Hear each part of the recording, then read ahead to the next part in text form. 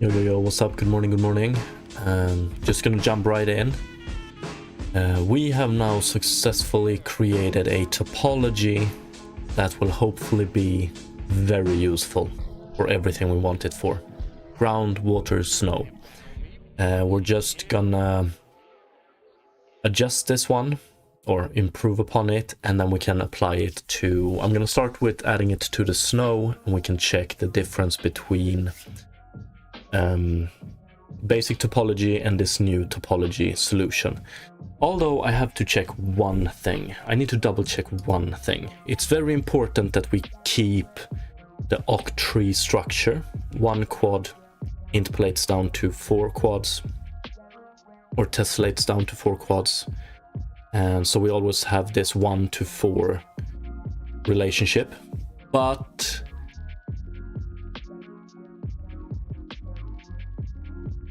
I wonder what happens with our new points here. Is this something I've overlooked? If so, that would suck. So basically,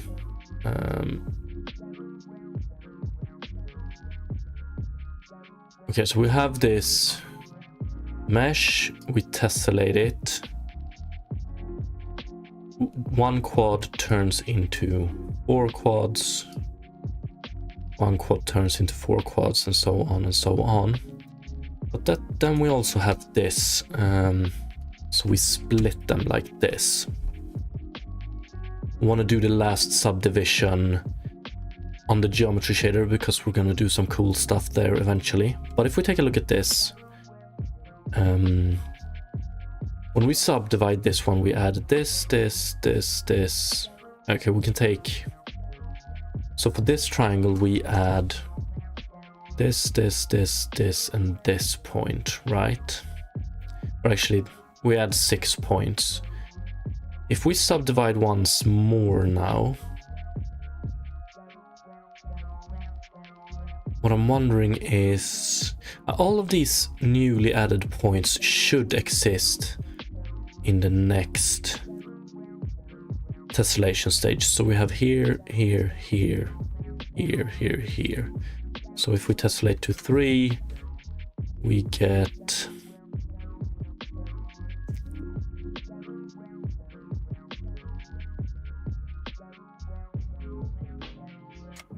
and this.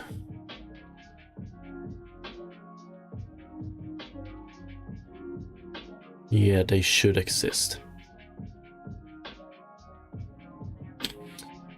Okay, Calvino, what is this built for? Adding metadata to the terrain for different features. It's... we want to improve the visuals of the terrain. So pretty much when you displace terrain by some height map, and you do it with this. This is a pretty high resolution. We have 10 times 10 meters, and it's based on a 129 times 129 data points, which means that each quad gets quite big. When we displace a mesh, we have to recalculate the normals. You can do it offline, or you can do it in the on the GPU in the shader. We do it in the shader. The problem is that the topology will affect the lighting. So you can see here that we have this square-like artifacts. And that's when the split of quads doesn't align with the, or does align with the slope. You want it to be perpendicular to the slope, pretty much. And this is nothing that is wrong with our solution. This is just how it is. So if we take a look at this mesh, this is how Unity would calculate normals with the exact same data in the background. It looks a little bit better, a tiny bit better, and that's because Unity uses 6 neighboring points to calculate normals instead of 4. But the idea is that we can improve this by always splitting quads into 4 triangles instead of 2, So then we would get something like this instead. But now we subdivide one more time. But if we make the exact comparison, it would be, instead of having this, we have this.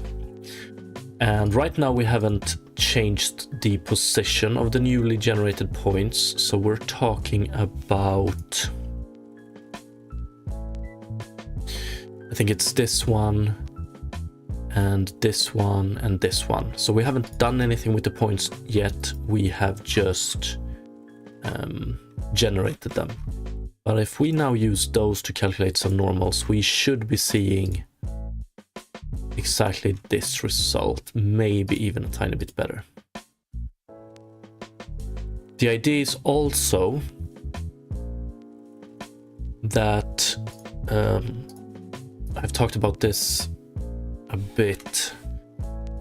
When we look at this terrain from afar, we want to represent it with few vertices, and then when we get closer, we represent it with more vertices. And this is all handled on the GPU.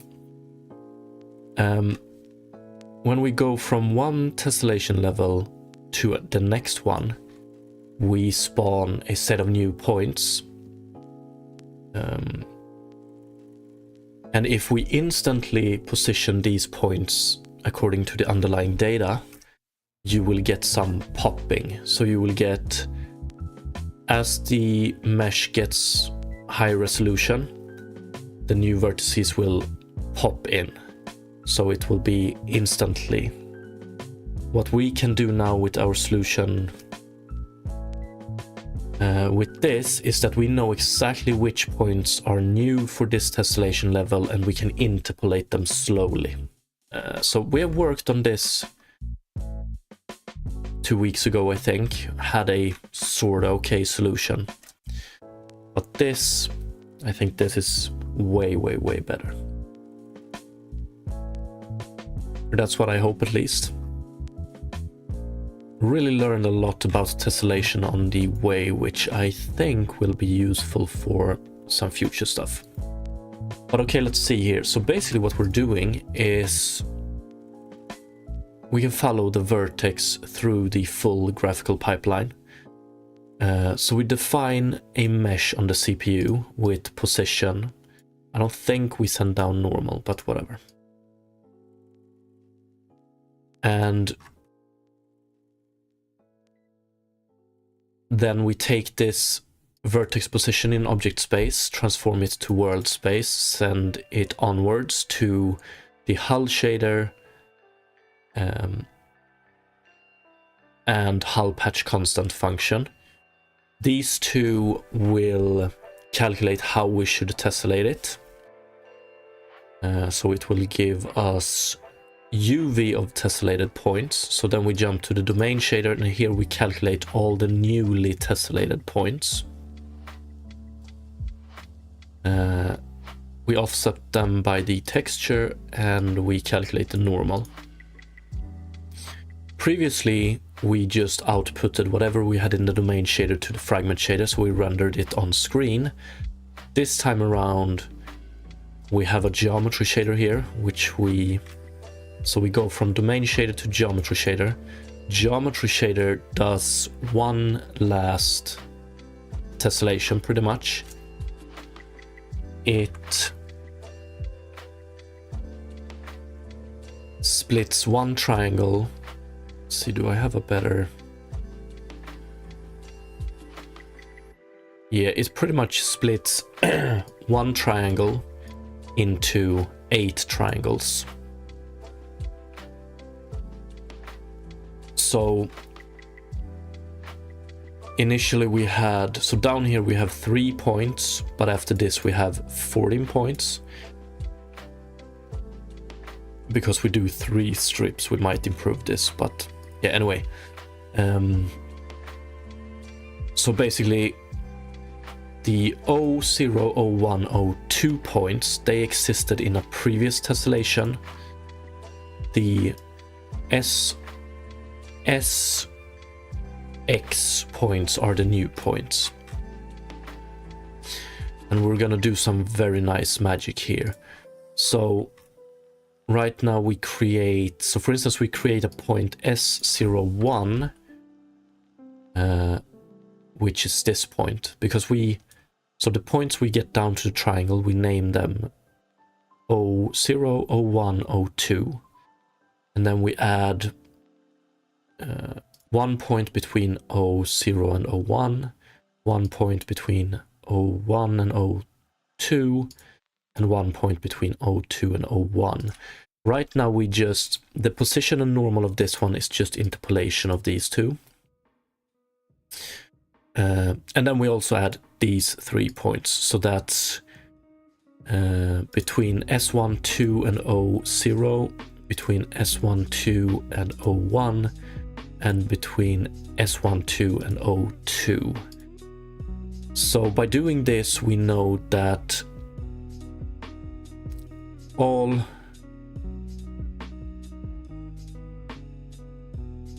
of these points are new, or that's what we're gonna figure out. But right now, we don't do anything special. I wonder, we're gonna double check this, but I think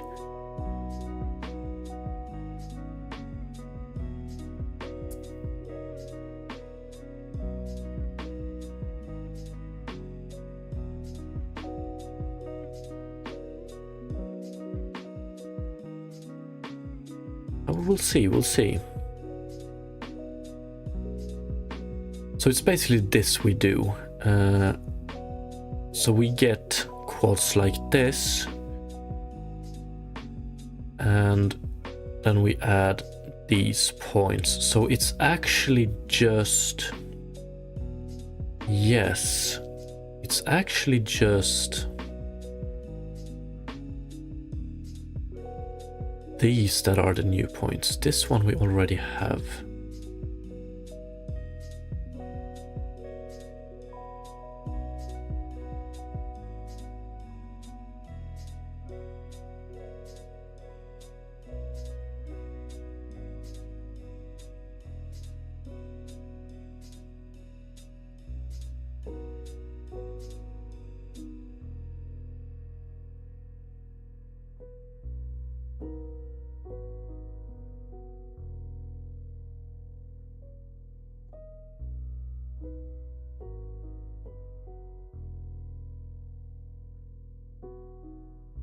Yeah, so when we tessellate this triangle... Okay. So in the last tessellation stage, it's actually just this, and this that are new, and we want to interpolate those. So initially when we spawn them, we want to base the position like this, so just interpolation between the 2 points. So basically when we when we spawn this point, we set the position and normal of it to be a linear interpolation between these 2 points. But then when we get closer, we are gonna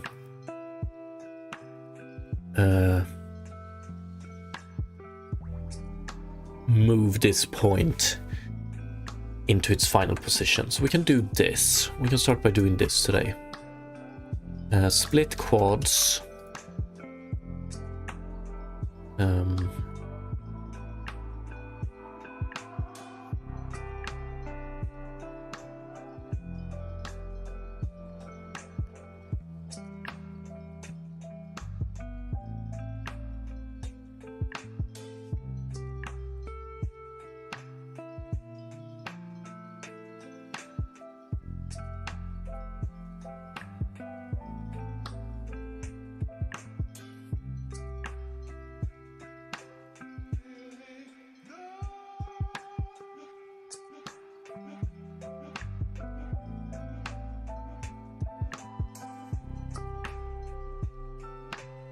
We're going to start by doing this. If calculate new points begin on 0.5, we do something else. We do this.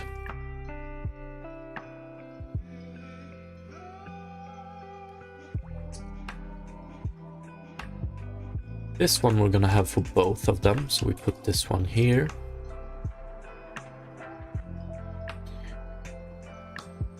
Normal. We can put this one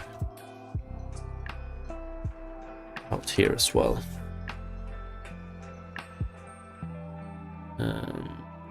Yes.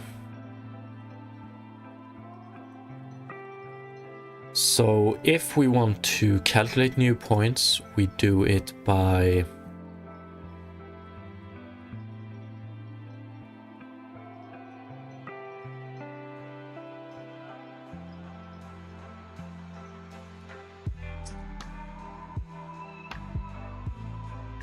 we're actually going to bring this one out here as well.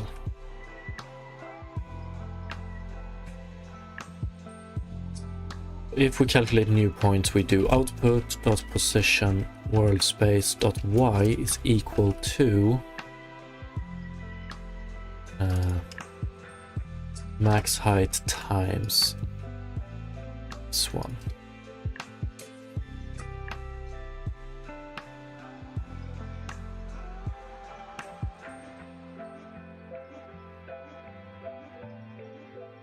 And the normal should be equal to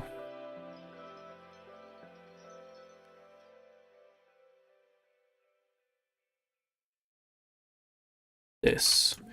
Then we need to send in UV step. Set everything.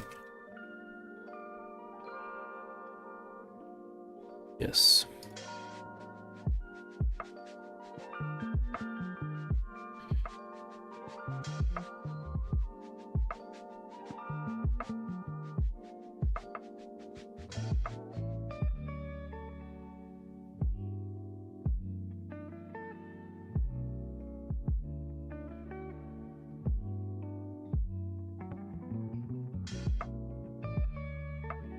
And this one we can actually also have outside.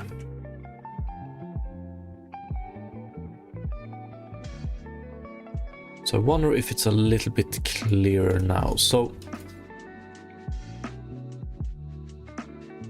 if calculate new points, lerp normal, or if not, lerp normal, if it is, calculate new normals. So let's see what we have. We have a compiler error, let's see.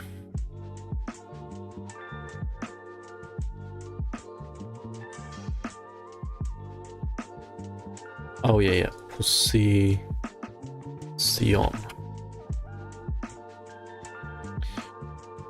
Height map.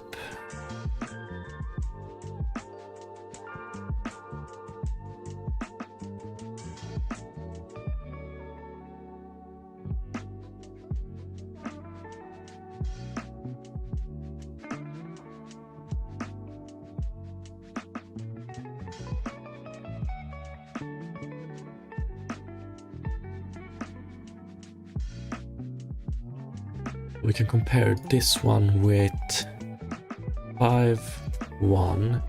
So this hasn't changed anything.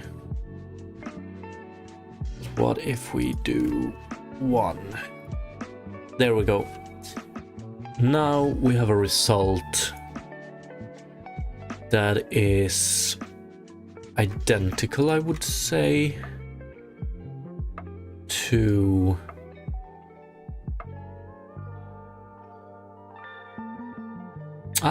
almost.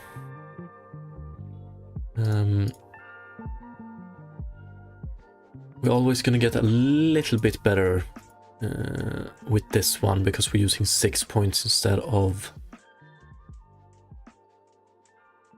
4. I think.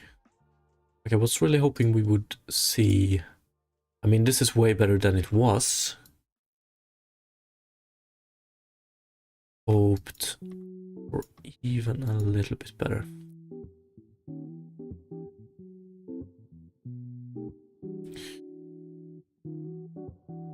You see silhouette.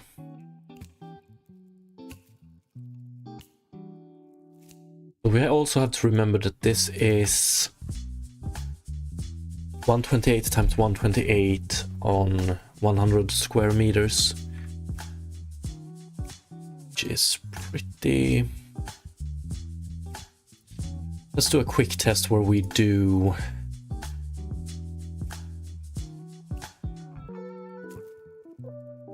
Let's go one higher. Let's go... Should be able to just do... Terrain 257, 257. And we tessellate to 6.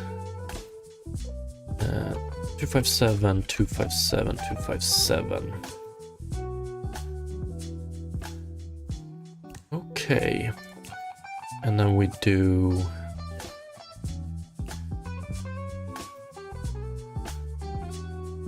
Really?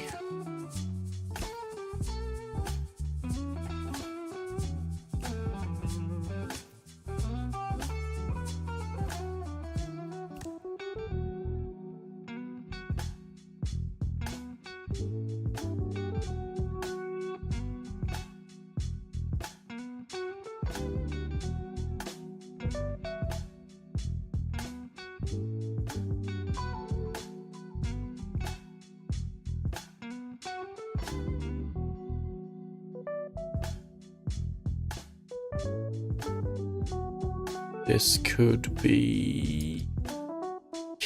Okay, why do we have this result here? Height map size... 129...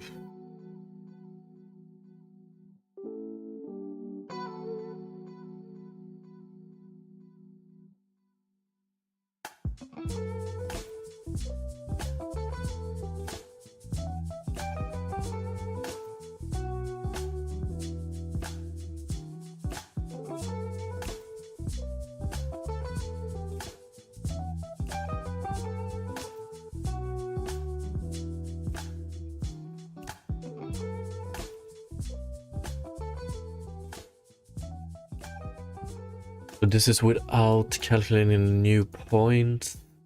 Okay, I get it.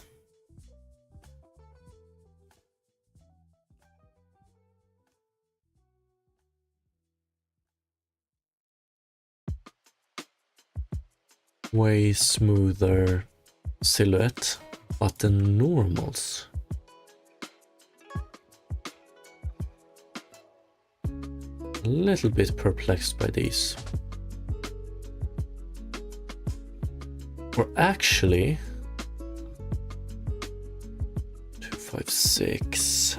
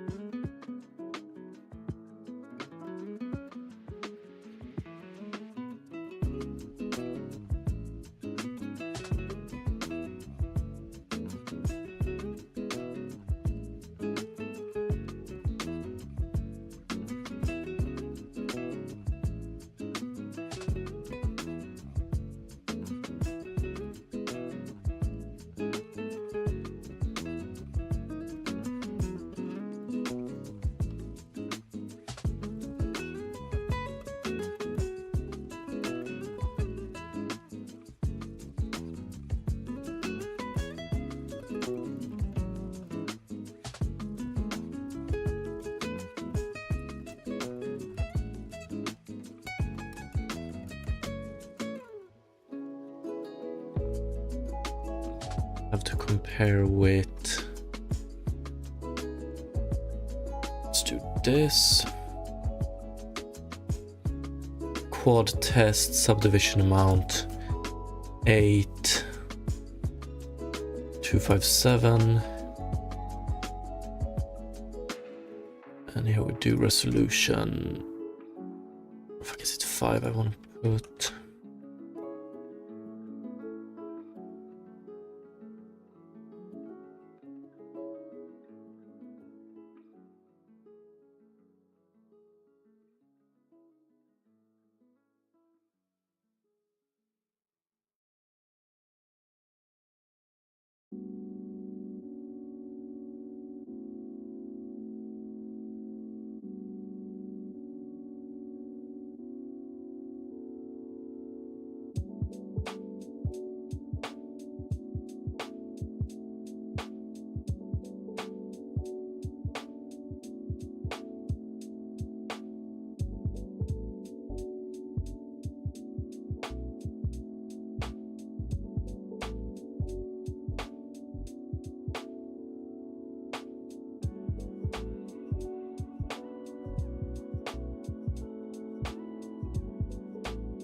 That's interesting to say the least, but let's disable this one for now.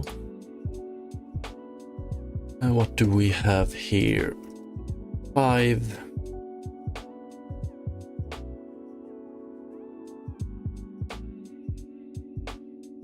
Two, 5, 7.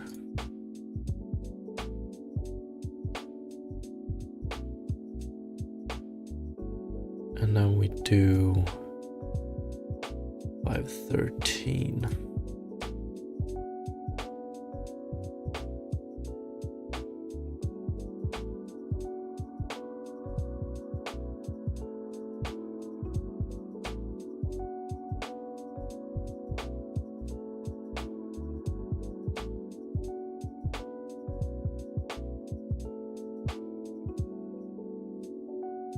Okay, a tiny bit worried about whatever we're seeing here.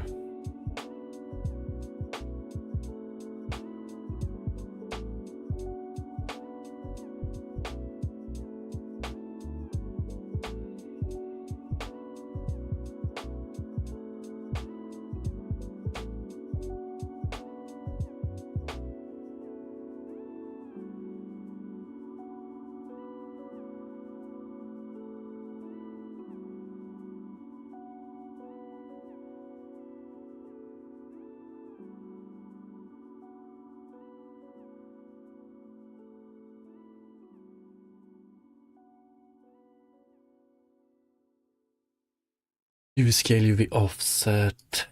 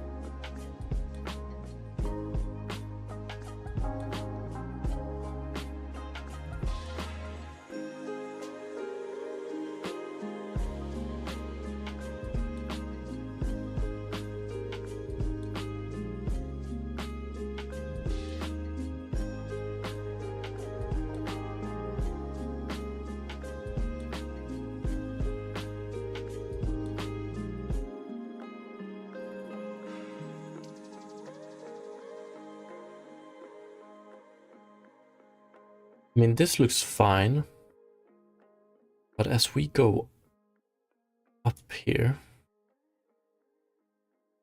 257, 257, 257, 6.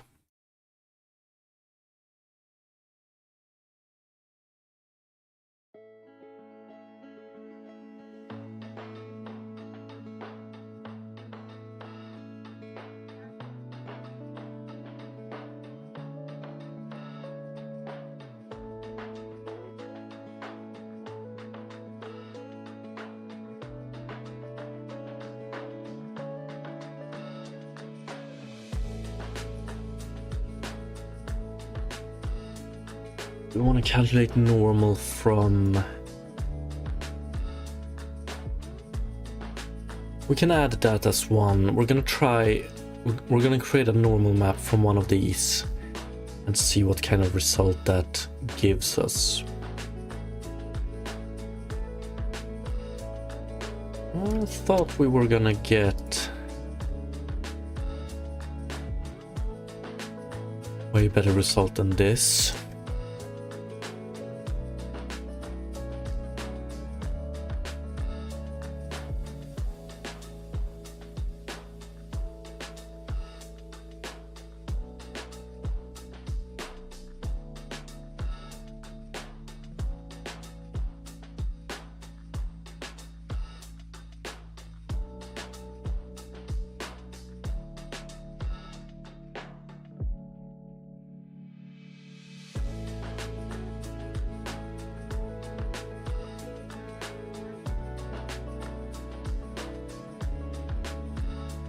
But I wonder.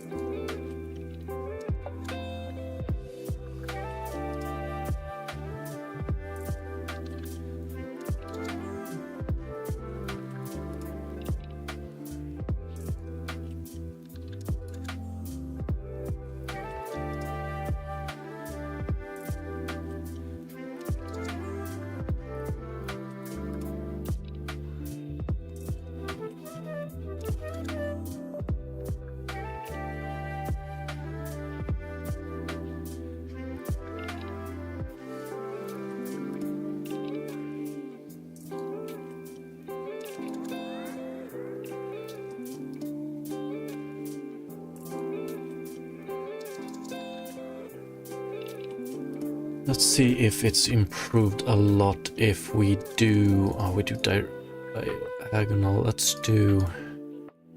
Calculate normal from texture.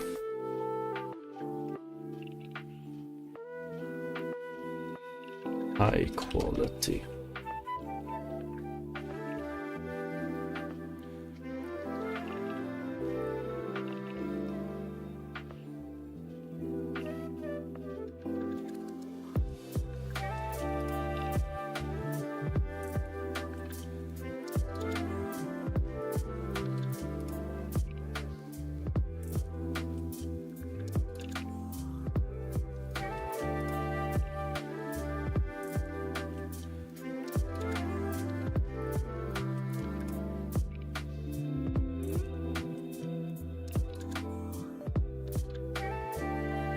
Definitely a bit too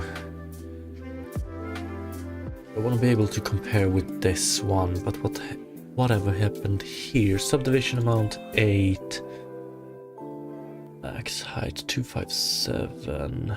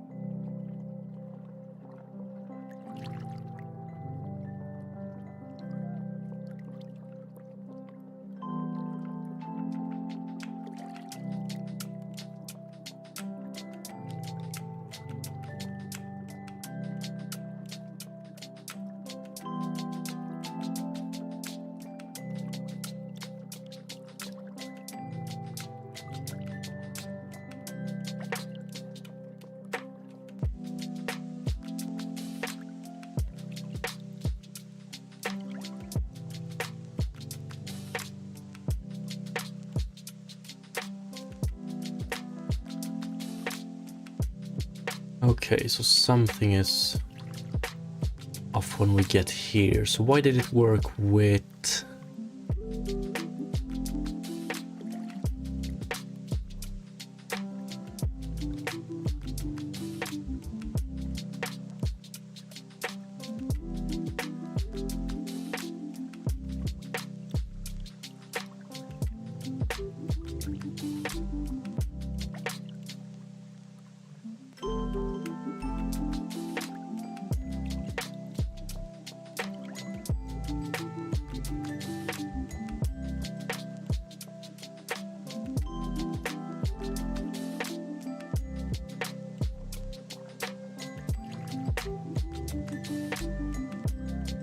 Okay, wait here.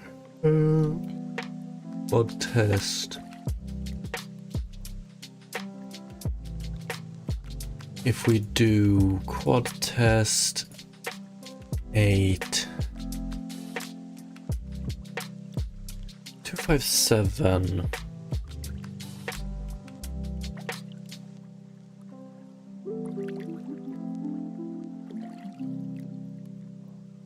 So if we have a subdivision amount of 8, we have 2 to the power of 8. 2, 4, 8, 16, 32, 64, 128, 256. And then we add 1 to it.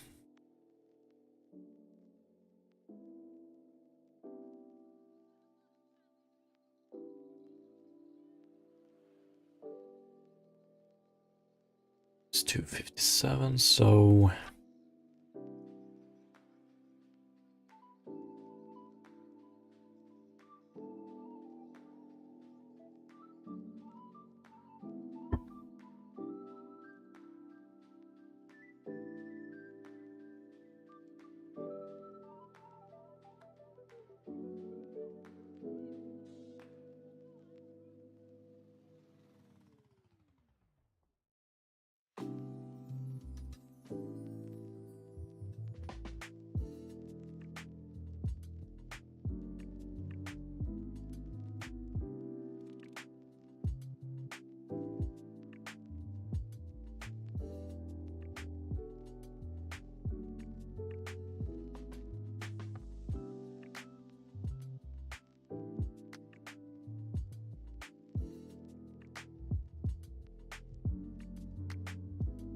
Good.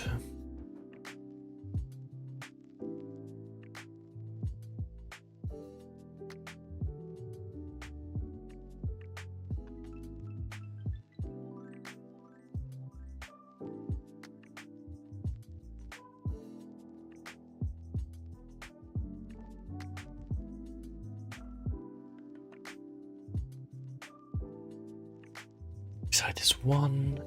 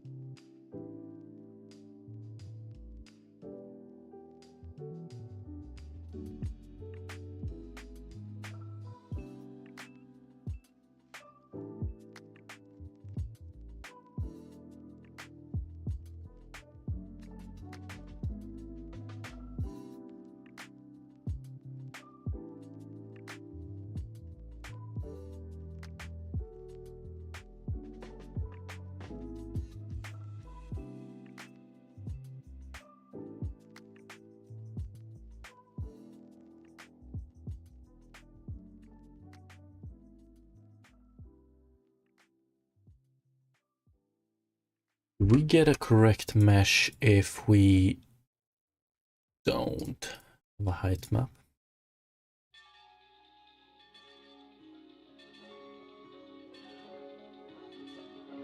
Don't. Okay.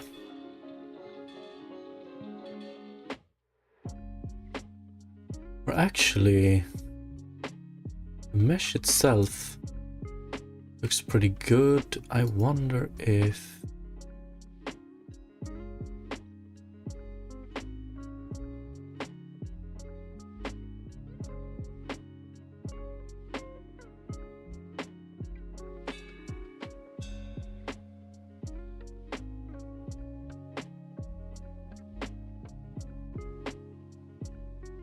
Six, could it be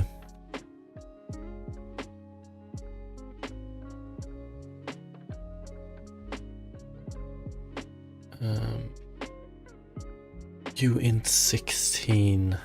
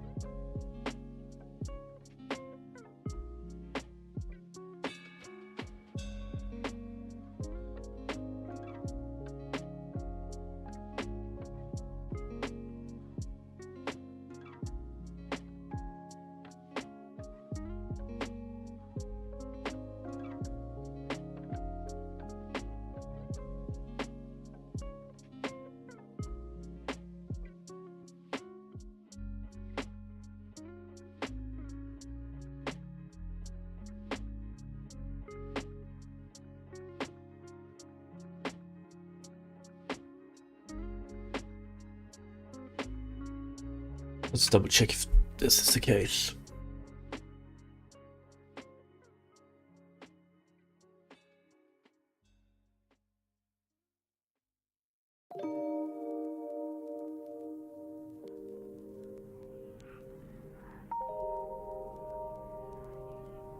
Okay, there we go. So now we have a mesh of... Jesus, are you serious? Makes me wonder. Okay, so this right here, okay, that tells me we're good here.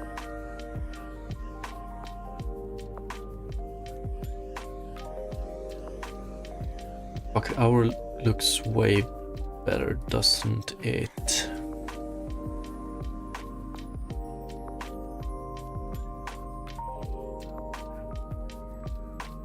Unity, hour.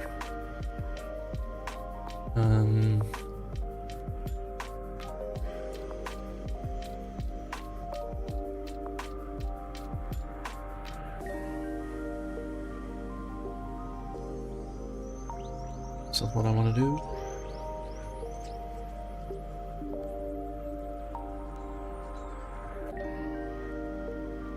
Unity, hours.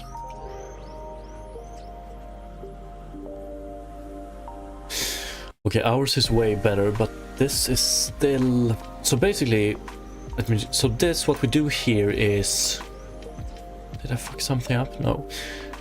We generate a 257 by 257 mesh on the CPU, and we offset the vertices based on the height map. And then we let Unity recalculate the normals, like this. We're gonna see if it is a little bit better if...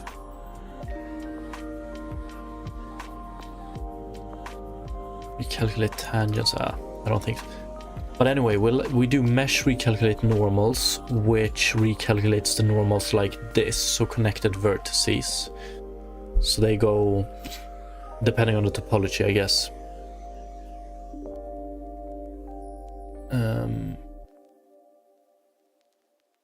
Up, down, left, right, top right, bottom left. and get a result like this. I'm a little bit worried. We're gonna try one more thing. I'm a little bit worried that the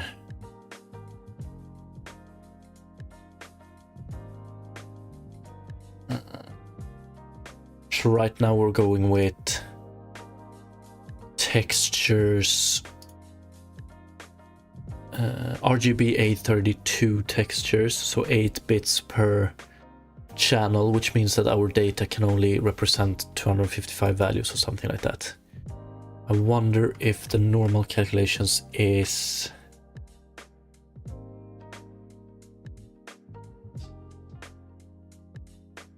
caused by something like that. Because honestly, I think this looks worse than this. I have a little bit of a smoother, but then we also have a bit more vertices, not two per quad. We have one extra vertex. Yeah, I think this looks better, but I mean, it doesn't look perfect. So what we can try and do, I just want to see what kind of result this gives. We have been doing a lot of experimentation, and we're going to keep doing a lot of experimentation. So what I've been thinking about recently is to calculate the normals, not every frame, but as soon as we change the mesh. But I don't want to do it on the CPU, so I don't want to change the topology or the vertex points on the CPU. So I'm thinking, like, if we have a terrain, so if we say this is terrain,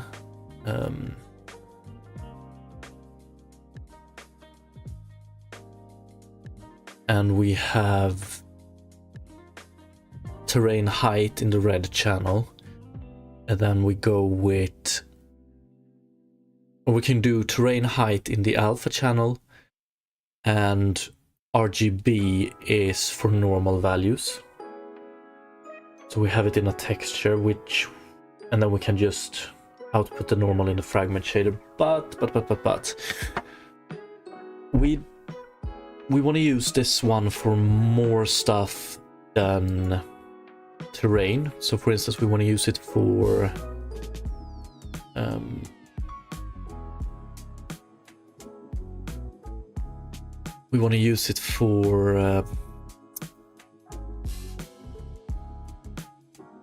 the activity texture and stuff like that. I wonder how that would be with calculating the normals. We can try it, but let me also show. So selection wire, what do we have here? We have 257 times 257. So let's go 513 times 513. We get patchy like this, but if we do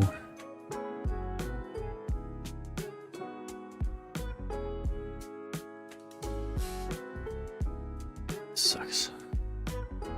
Yeah, but then if we do 6, this is not good, but this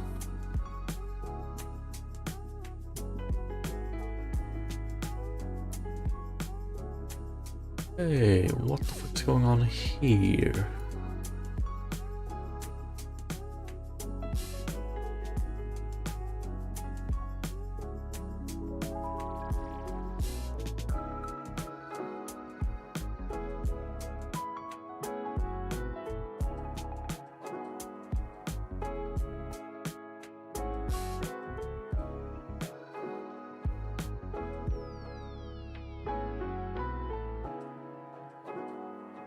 So for every sub,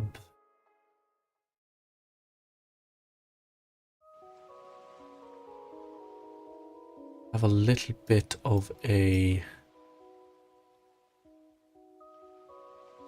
Actually, it's not for every subquad, is it?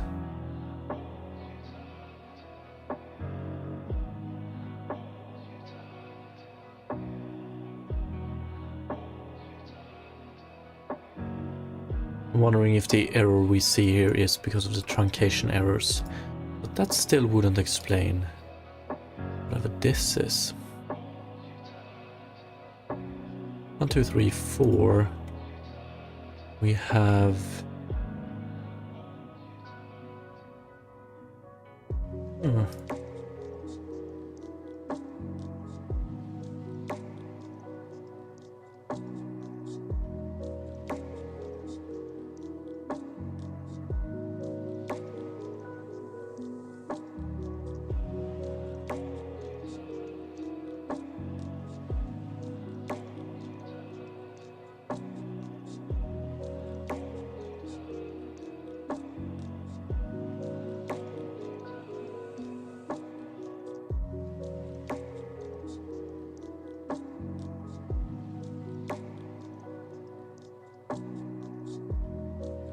Oh, one sec.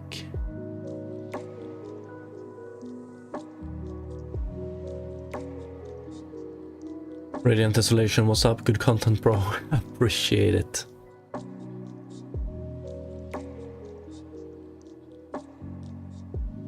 I'm wondering... We scale and offset the UV here. Yeah, we don't scale and offset it here. We just... But we still want to scale this one, I reckon.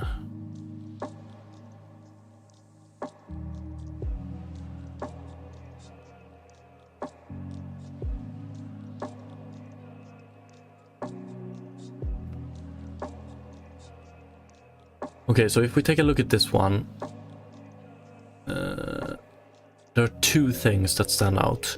We get this noise. I'm gonna assume it's because of the value truncation we get. We can only represent around 256 different values for height. And we're gonna experiment with that soon. What I really can't explain, however, is the line pattern we get here. Is it a... I think it's an artifact from the texture.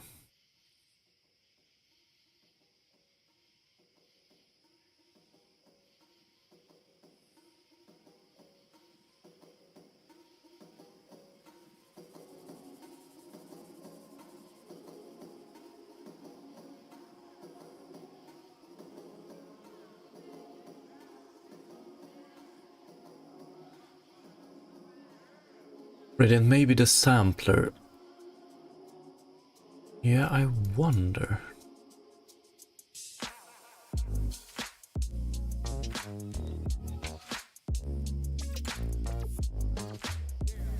Let's take a look at this one.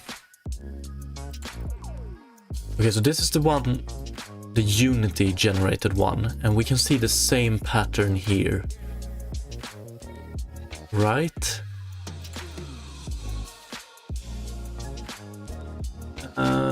Although it's not quite as apparent here, we're gonna do this. Let's go with the same resolution for them. So resolution, subdivision amount 9, and hope we don't crash, because now we're sending a lot of information to the GPU, but it should be okay.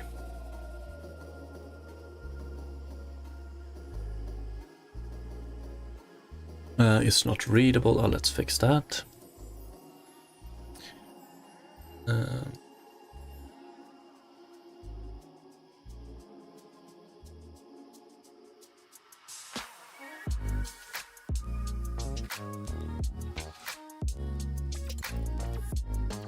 So if we were to generate a mesh on the CPU, we generate the normals as well.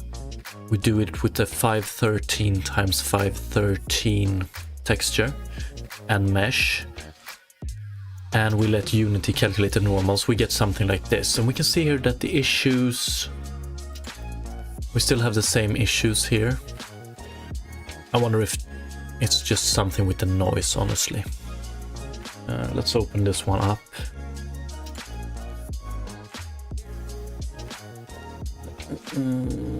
What did we say? 513.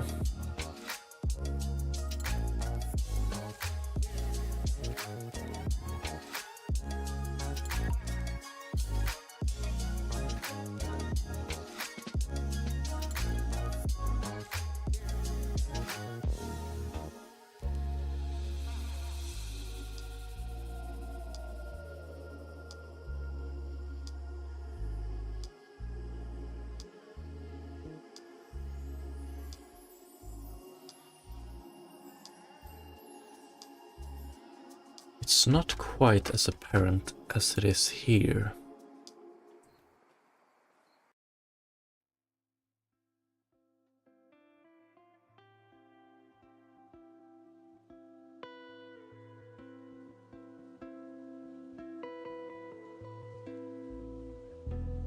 Yeah, look at these. So the artifacts we see here are for when we get this blocky result, it's because we're trying to represent.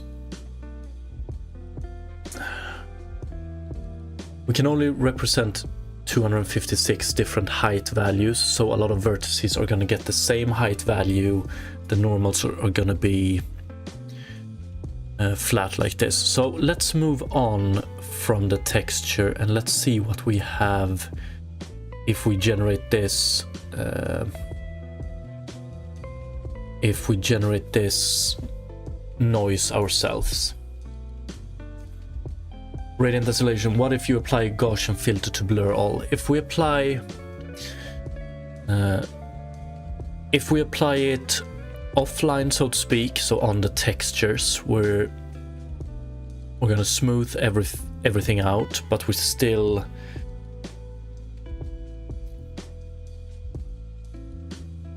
still trying to represent a higher height precision than we can store in the texture. Let me just try this. I think we can do it real quick. Instead of relying on a texture that is RGB A32, we are going to create our own texture and generate our own noise. So let's do in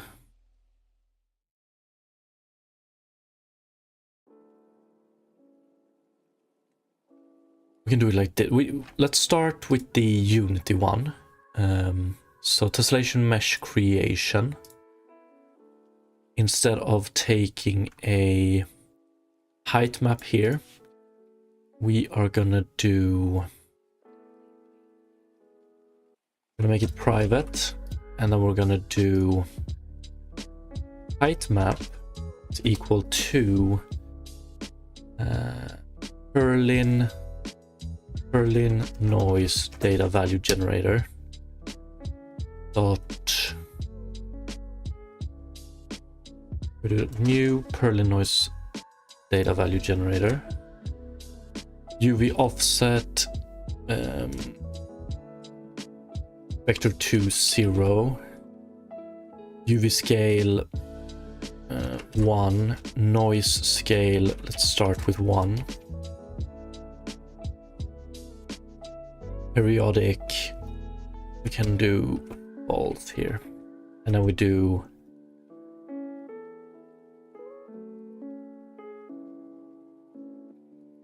don't we have dot texture here? So I thought we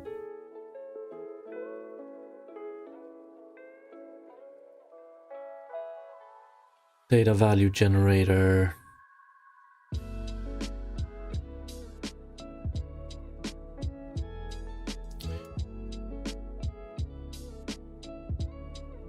generate as texture. That's what we're gonna do.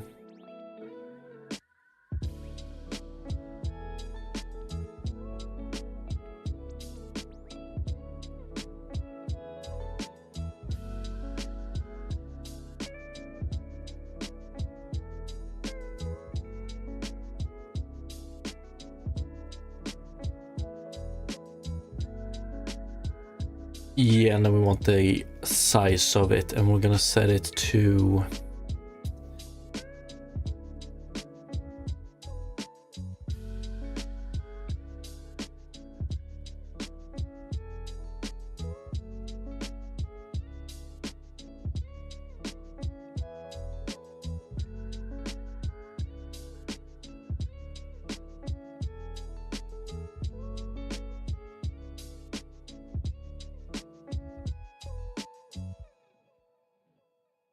I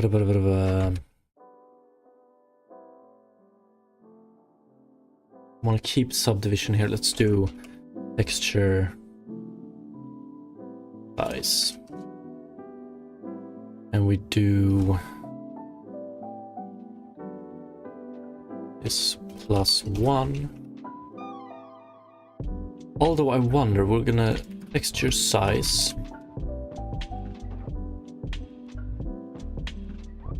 int, okay.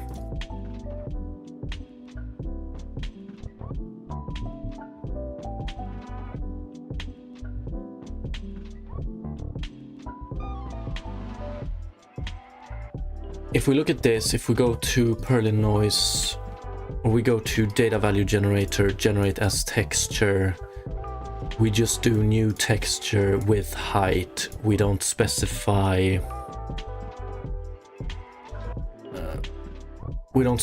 anything here, so we are probably just gonna get a RGB A32 texture from this, leaving us at the same point we were. So 1 second.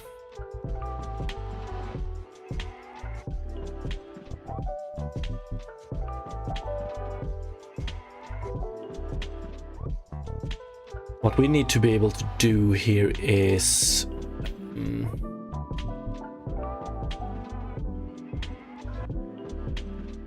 generate value gives a byte. Yeah, fuck me. This whole data value generator stuff is built around the fact that we have a byte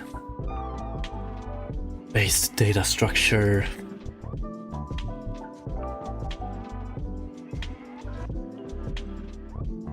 Or actually, generate value. No, float. Sorry about that. We can generate float values. What we want to do is, when we create the texture, we want to do texture format. And here we want to choose something that is... I mean, we could probably get away with ARGB 64. Or it's probably called ARGB float. RGBA float, here we have 32 bits per channel, so that means that this one is 4 times as big. Right now we're just working with height values. We could get away with, if we would have gone with our float, then we have a texture that only has 1 channel, and we can probably go with this.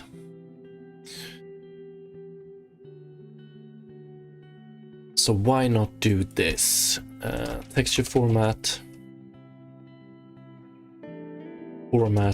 By default, we're gonna do texture ARGB 32. But if we send in something else here, we choose that one. So format. And we need to specify something else as well. MIP chain true.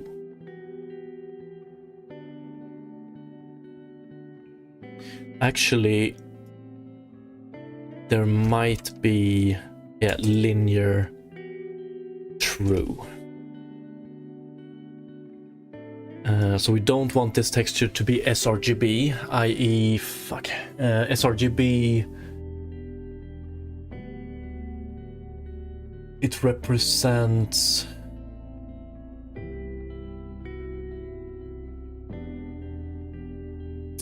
the steps between values represented for light colors and dark colors are different if we do sRGB. But if we do linear, it should be okay.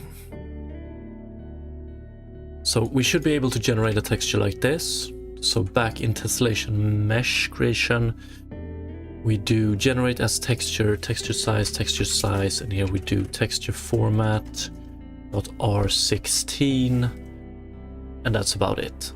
So now we have a texture generated here, and what we can do now is, let's see what kind of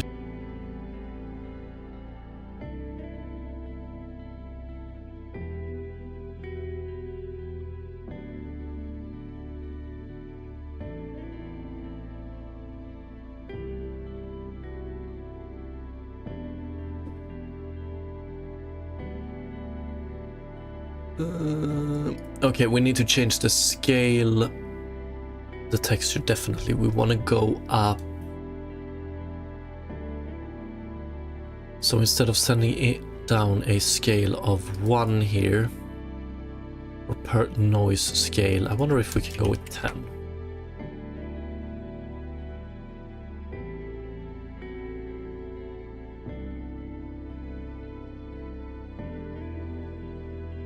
Oh, did I just exit it? Okay, let's see.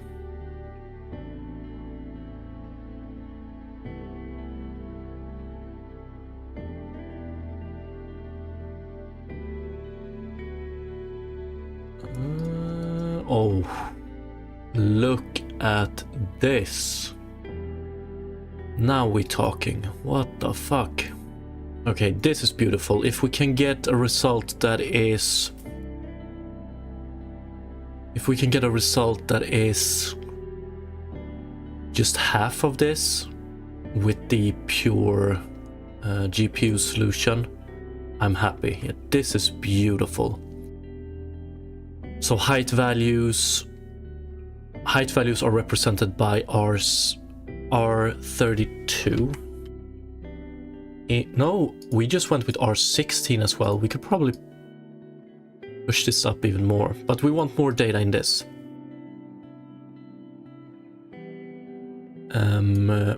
Radiant Tessellation, just make interpolation of your texture.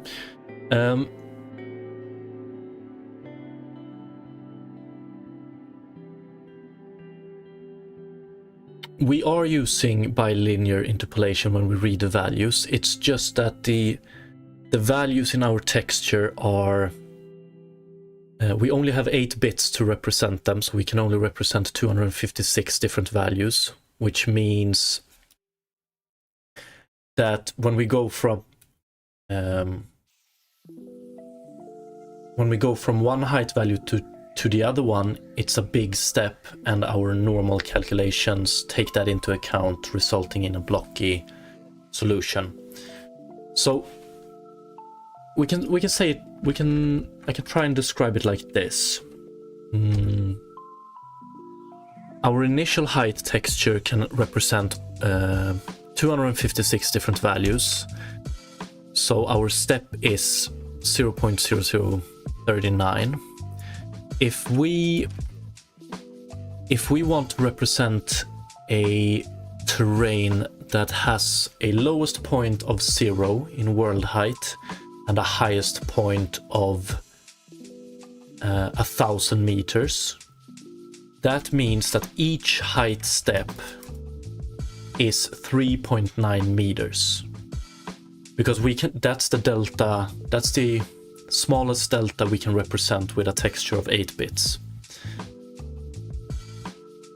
So when we calculate normals with neighbors,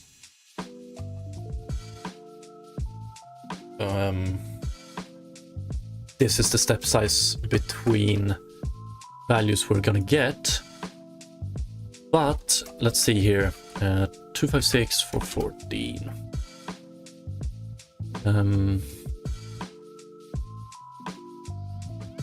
So let's say that we have 4 pixels in our... Actually, we have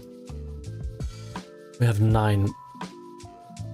No, we have 16 pixels in our texture. And we have one vertex here and one vertex here. let's say that this one has a height of 255, and this one has a height of 254. If we have a world space max height of 1000, that means that the height difference between these two are almost 4 meters. If we add a vertex here and interpolate its position, this one will have a height value. So the height value of this one, a height value between these two, right? In the middle of these two. But that won't really change anything. So even though we interpolate between two texture values, we get higher precision, but the precision is what we would have gotten anyway by the topology. I hope this makes sense. So if we plot these 2 points from the side, we get this slope.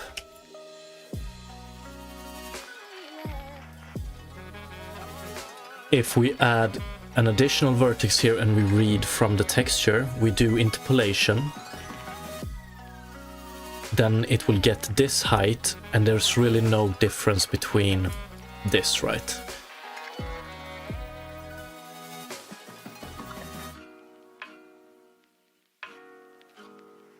But if a better example would probably be to have 1 point here and 1 point here, the same values apply, 255, 254. So we get this. When we tessellate one more time and we get a point here, remember we can only represent these values. We can't represent 254.5 here. So this pixel would either be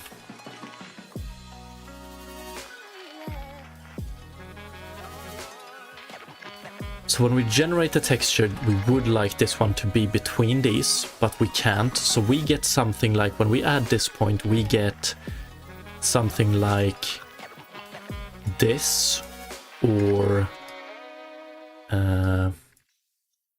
this. And when we calculate normals here, we're gonna get a blocky result, and we're fucked. Radiant, good explanation. Thank you. I try, believe me. At this point, I wonder if an algorithm can simulate more information.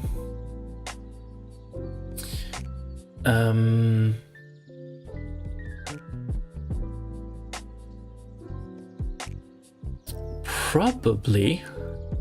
That's a good point, actually. But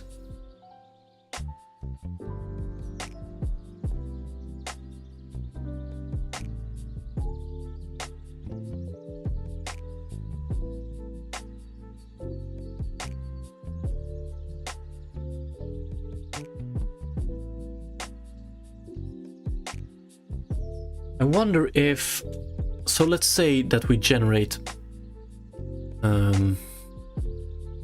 we only have 8 bits to represent it.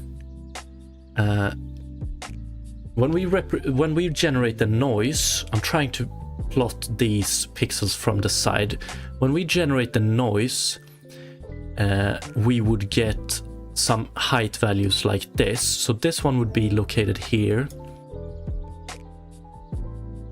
and this one a tiny bit up, and this one down. So these are, if we're able to represent the values with as high precision as we want, this is the curve we would like to get. But then when we store it in a texture that can only store 8-bit values, we're gonna truncate this one. And we're gonna truncate it to, so the closest precision we can store, and maybe we get something like this then. So we truncate it to these lines, which means that we will get this height value here, this height value here, and this height value here, and we're back at this. So it's basically, when we generate our noise and we store it in the texture, we lose information depending on the precision of the texture. And what we have done now, when we have switched from RGBA 32 to R16, is that we have doubled, or we have halved the precision. Double the precision, I think is the correct term. So when we truncate these now, we can actually represent them. We have done more than doubled it, by the way. So previously we had a precision of 256, 0.004, 0.004. This was our previous precision in a float value between 0 and 1. 256. What do we have? 256.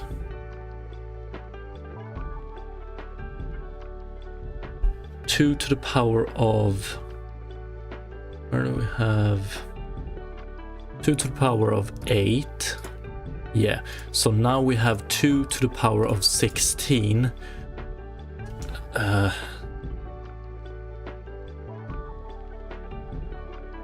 653 or something like that. Now we have a precision of 0.00015. So we have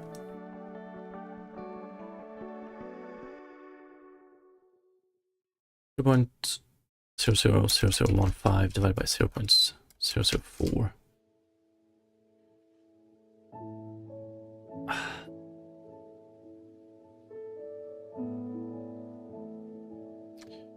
It's 0.004 divided by 0.00015. 200. Could this be true? 266 times more precision by adding 8 bits.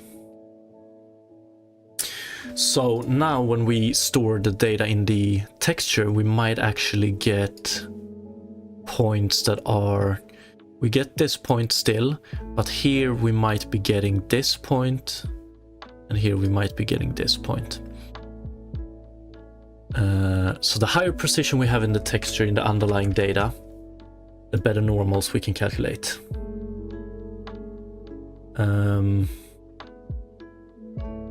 So yeah, this is beautiful. Storing height values in bytes, yeah, depending on your height, but most of the time it will suck. Yo, what's up, Spires? Thank you for the raid, appreciate it. Have a good one. So I'm pretty sure the smoothness we get here, we will be able to achieve it for this one as well, if we just change the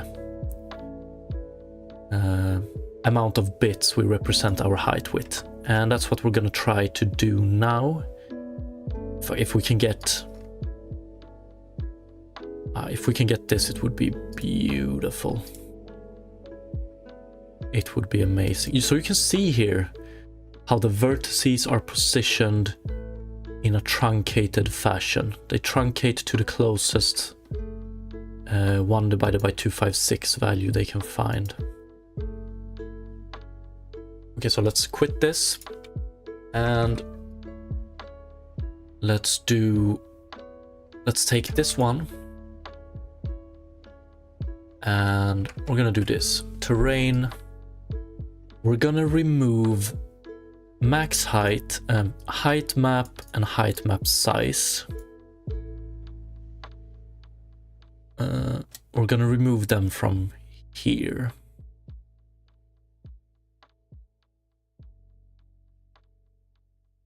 Happy Friday, by the way, Spies. If we remove, yeah, we remove these, and then we're gonna set them from script instead, so we don't remove them from here.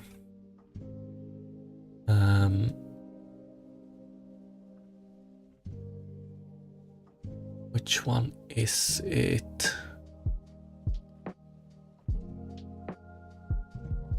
Rain tessellation quad test. That's the shader. One sec.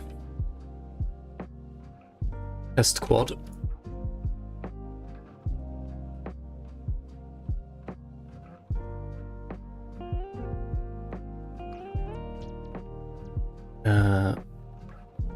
Okay, so here, material. We are gonna do this. Texture, height map, texture size, resolution.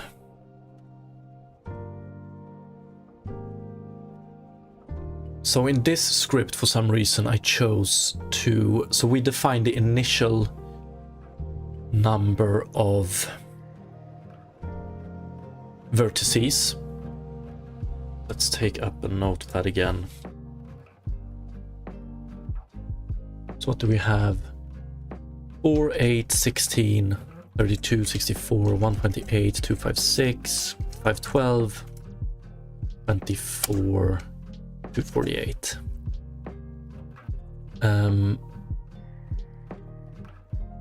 And then we can subdivide it 6 times in the tessellation, so 7 times in total. So if we start with 5, 1, 2, 3, 4, 5, 6, 7, 512. Yes, so we want to do resolution -1, and then 2 to the power of that one, plus 1, I think. So texture size is going to be int. Texture size for this one is equal to mathf round to int, mathf pow 2 to the power of resolution -1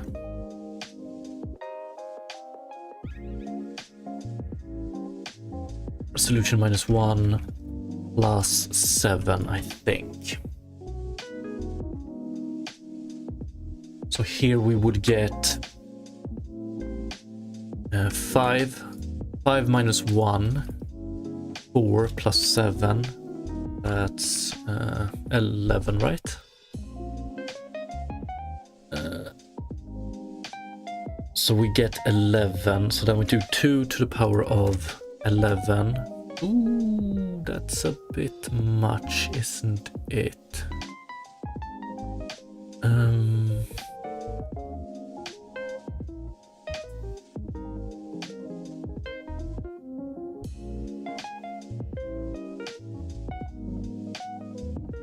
Four, 1, 2, 3, 4, 5, 6, 7.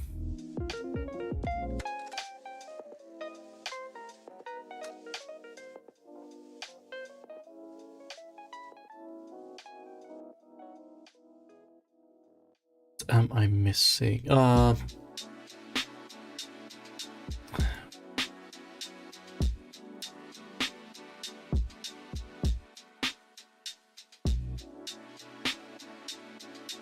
do we want to do resolution -7?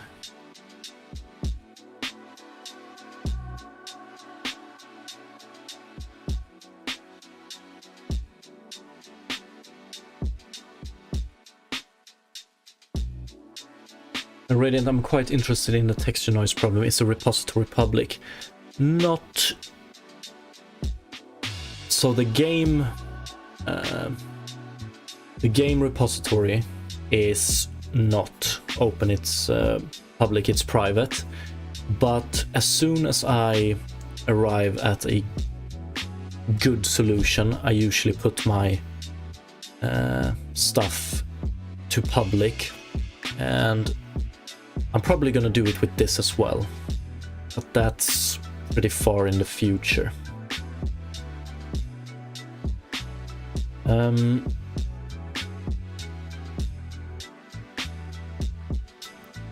I could send you, if you email me later on, I could probably send you one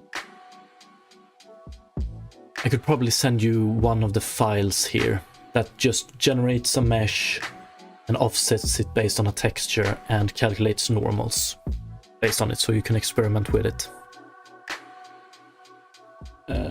Okay, so what do we have here? Resolution 5. Thought we could tessellate 6 times. 1, 2, 3, 4, 5, 6.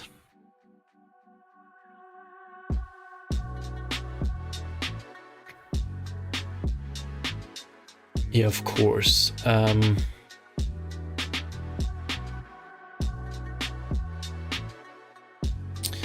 We need to calculate it as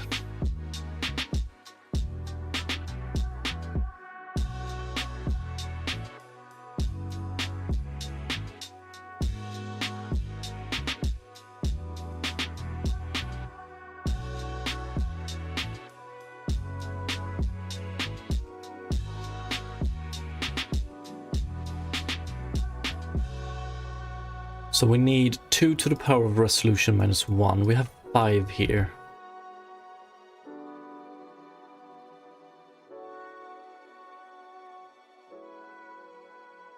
What the hell? What do I want to do? We want to go 5. No. We want to do...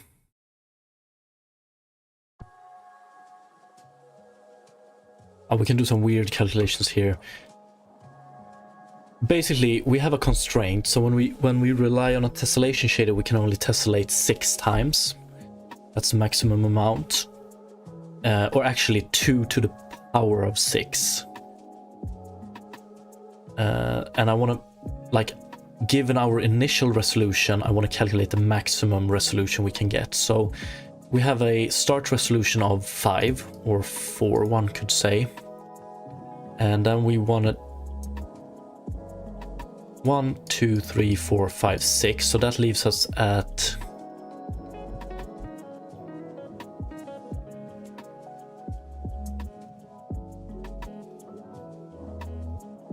256. Is that true though? Yeah, I think it is.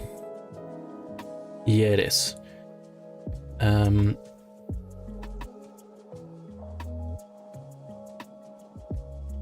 So it's probably just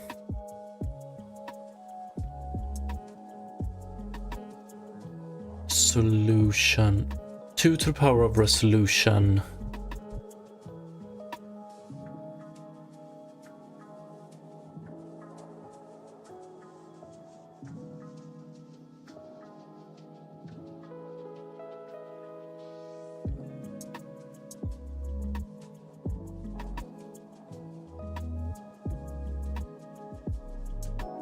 Yo, what's up, Harukanan?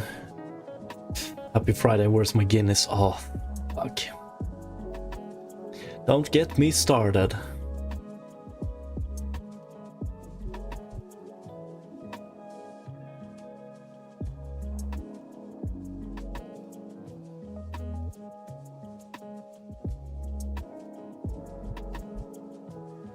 I think I have mentioned, by the way, that I'm...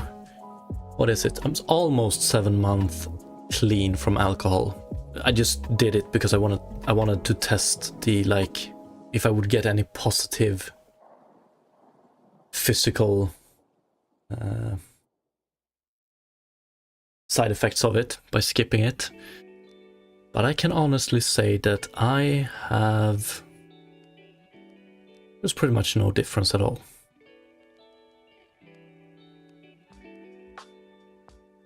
So yeah, it was a little bit... it was a letdown.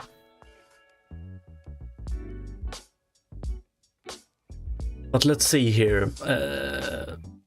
Okay, maybe I've noticed a bit more brain fog, actually, because this calculation right here shouldn't be this hard. 2 to the power of... We want to do this.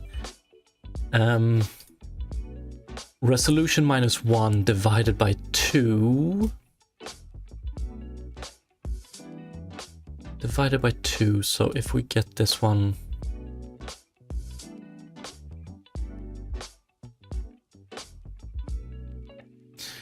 No, we want to do some weird square...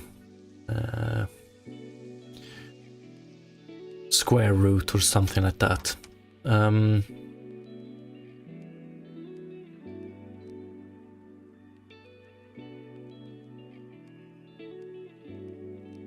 Come on.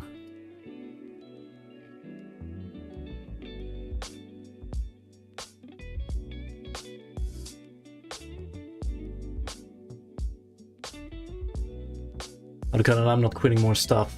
Stopped smoking a couple of years ago. Congratulations. And Snooze got yeeted before Christmas. Congratulations again. Yeah, I yeeted Snooze as well. Unfortunately, I fell back.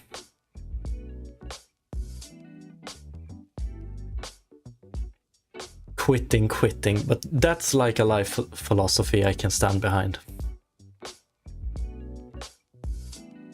It's tiresome quitting stuff.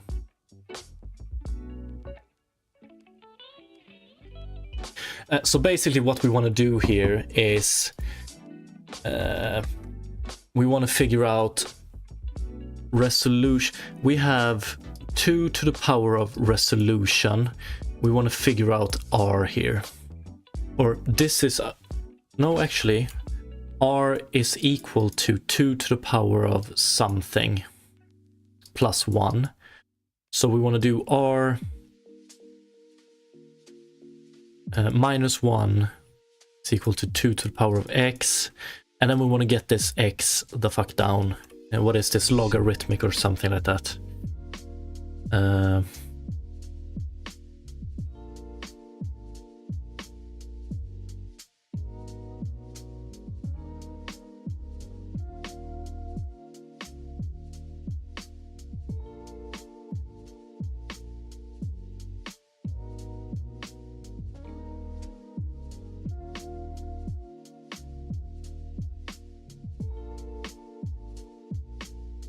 But there should be an easier way.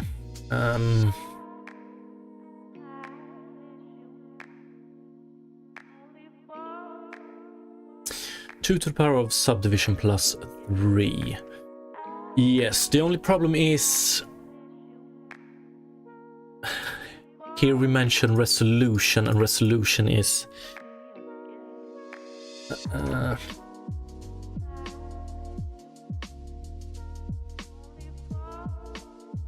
one sec, I think we can do it like this. What the fuck? I might be... We do texture size... we do resolution -1.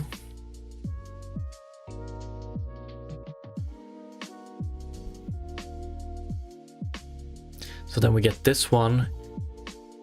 And then we do... 4... Can't we just do power to 6? 4 times 4, 16.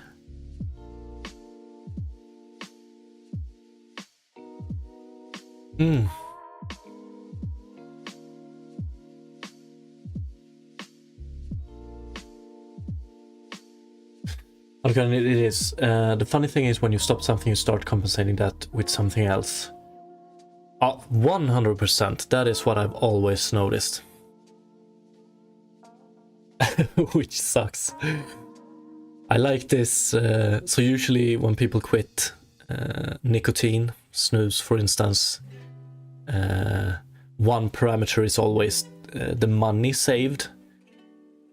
but like instead I got hooked on candy, so I just diverted the funds to something else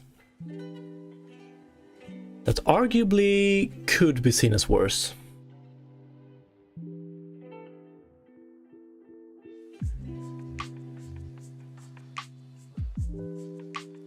Okay, so what we're gonna do here is we're gonna clean this up a bit as well. So we're gonna do this. Instead of having this one as resolution here, we're gonna have it as subdivision, right? So a subdivision of 0 gives us 2 vertices.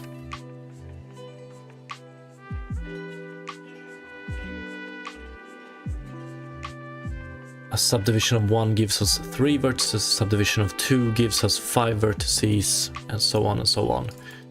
So subdivision, our resolution is going to be mathf dot round to int mathf how to subdivision. So but we want to do round to int plus 1. So with a subdivision of 0 we get 1 plus 1, so we get 2. Resolution is 2. We get 4 vertices, everything should work. If we have 1 we get 3, 2 we get 5, and on and on and on it goes.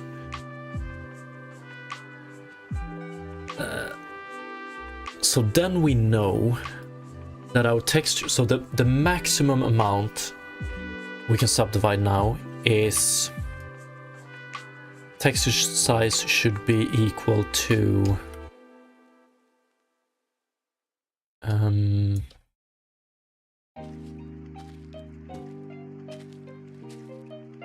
2 subdivision plus 7, I think. So if we send in 0 here,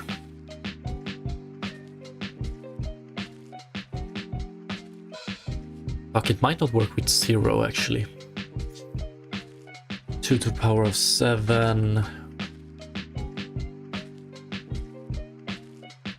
128. Is that what we will have?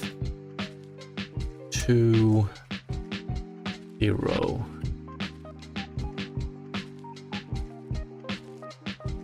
Yeah, maybe it will. So if we have a subdivision of 1, we get 3, so this one, and then we add 7. 1, 2, 3, 4, 5, 6, 7.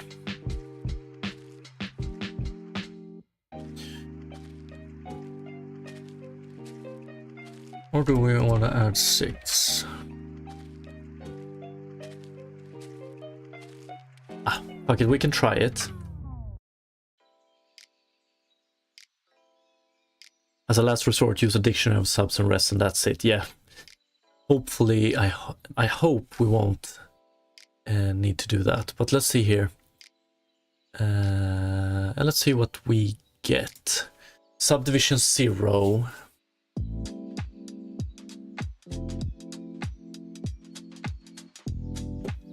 Subdivision 0 quad. Oh, we don't want to bring that one up. And we want to hide this one. And then we do split quads 0. Yeah, I'm pretty sure this is 129 times 129. 1, 2, 3, 4, 5, 6.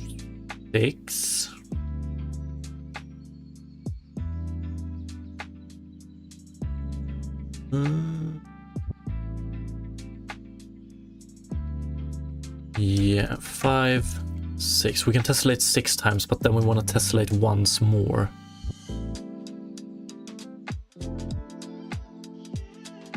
So we want to do 7.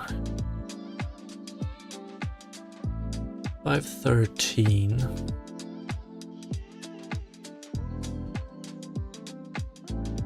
So we do +7 here, and that should be it, I think.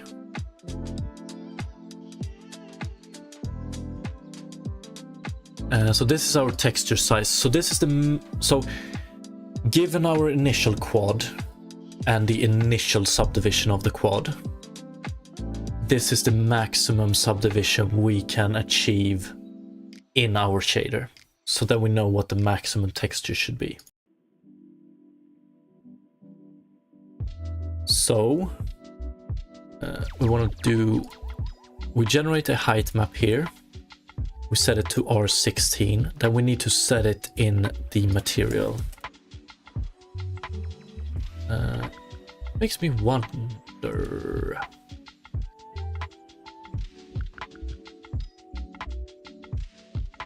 Quad. Test material. In fact, do we still have access to the texture here? That's not good. Tessellation quad test. Terrain tessellation quad test.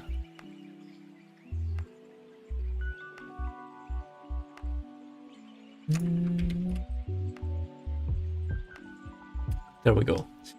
Now we don't have a texture here anymore, because instead we're gonna set it here. So material.set texture. Just gonna hard code it here. Height map. Height map. And then we also want to do material set. Do we have it as float for height map size? So we do dot set vector height map size.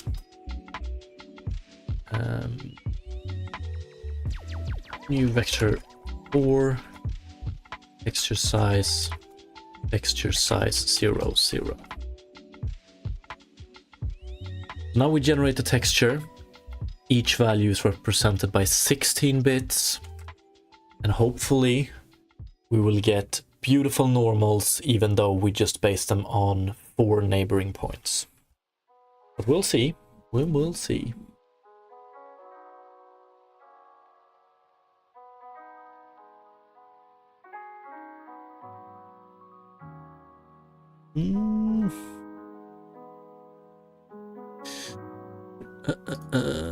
Let's hide this one, and we get this. And this is beautiful so far. Now I want to see if our... So right now we just do default topology. So if we add... Actually, that's not entirely true. But we do one... I think we have one size too big. So what if we do...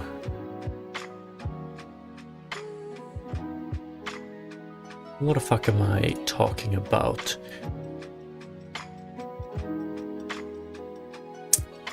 This would be the original topology. This is tessellated 1 times too little, I think. We're working with... So the underlying data has subdivision 0.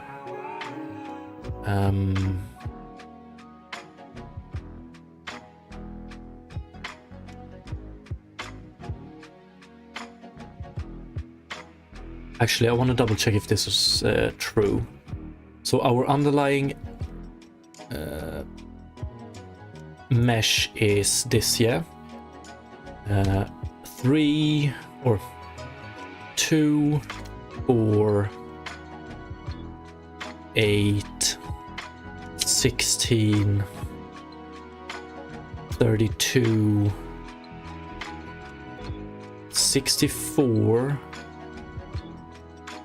And then we can't tessellate more here. 64, 128, so +1. So this is actually the result. In fact, this is way better than we had previously. But this is only This is only 129 times 129 texture over 10 times 10 meters. We calculate normals by 4 neighbors. You can see it's a little bit, tiny bit blocky. But what the fuck, this is way better. So what if we would do... Let's up it. So let's start with the subdivision of 1, which means that the end result will be a texture of 257 times 257.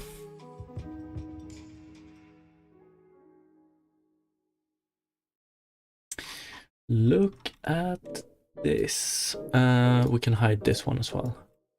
Look at this. Finally. Finally. Although...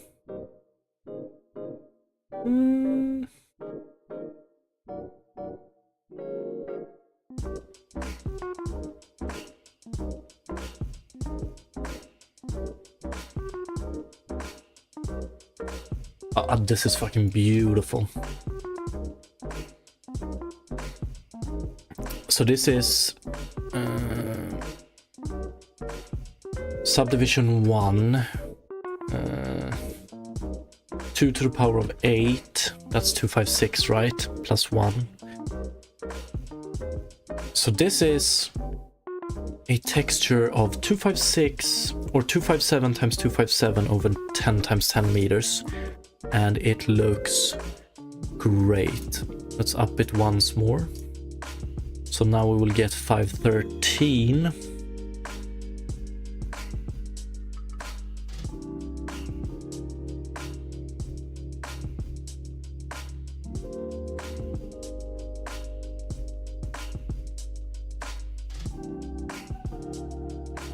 Although I wonder about, we can see some lines here, but I wonder if that's just a backside of the noise generation we do, that it's not periodic. And I don't know. Let's what we can compare to now is, so what do we have? Quad test subdivision amount 9.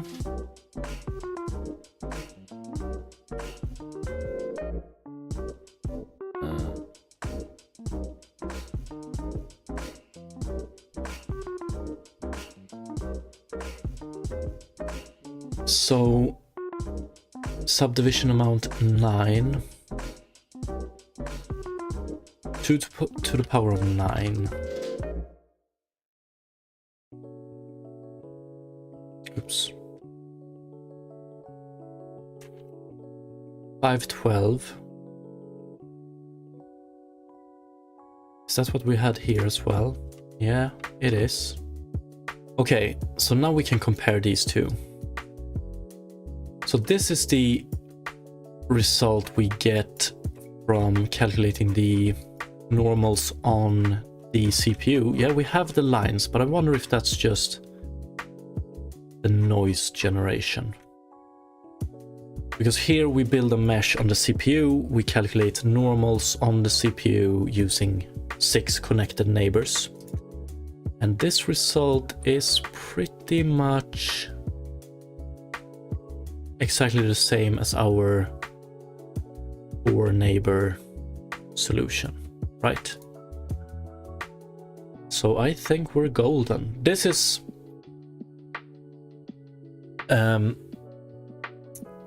when we started this shit, I was hoping we have a little bit more vertices here, but let's get to that. When I started this, my aim was to be able to produce this result, but also with a diagonal split like this, which we have here. On the GPU. And I was ready, worst case scenario, I was thinking that we were going to use 8 neighbors to calculate the normals, but if we can do it with 4, I'm even happier. We can see here though that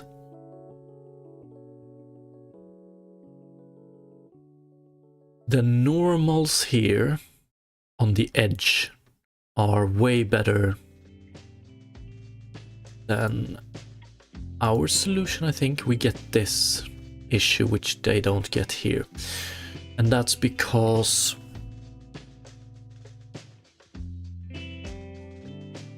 when we build the normals we don't have anything to sample here, so we sample the same value we have here. I wonder how the hell the CPU solution solves it. That's interesting.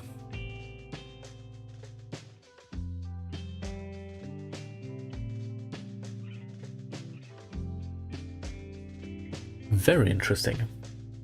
1 sec, I'm just gonna go run and grab a cup of coffee.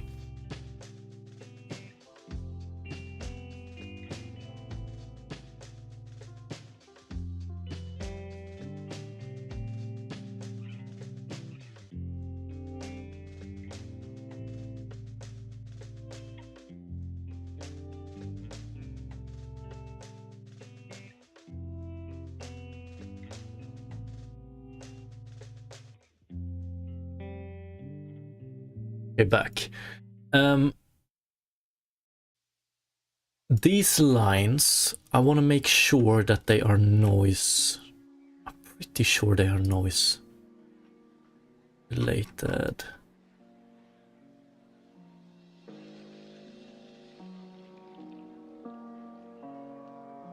Right.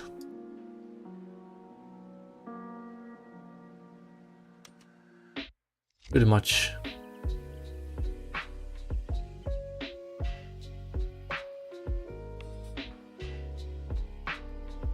A radiant tessellation. I remember that Unity had a function to calculate the normals of a mesh. I think if you save an asset and import options, you mark generate normals. That is true. So when you import a mesh, you have some normal options here. So you can either do calculate or import, and it's something very similar we do on this mesh. So this mesh we generate at runtime, and where do we have it? We do this. So the mesh class in Unity has this method that recalculate normals, and like this one always yields a good result, if you ask me, and that's why I've used it as our benchmark. So this is the result we want to get, and this is the result we get, and it's pretty much identical at this point. So I'm happy.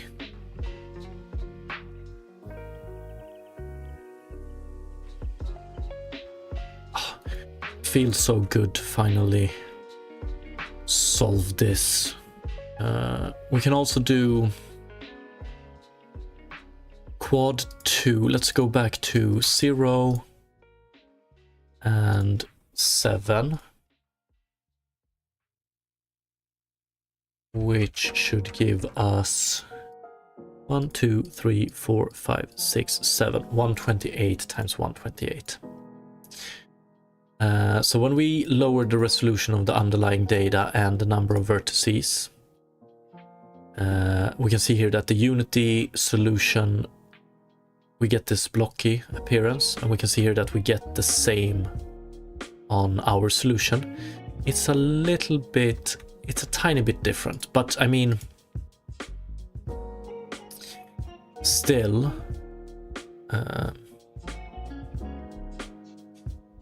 this result, this normal result, with just a 128 times 128 or 129 times 129 texture is pretty damn good. So I'm more than happy with this. We can see here we have some artifacts that they're pretty rough actually, but if we compare to the CPU solution, they have the same artifacts. So that's just,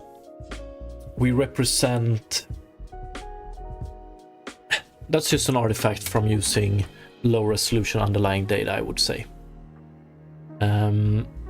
You could probably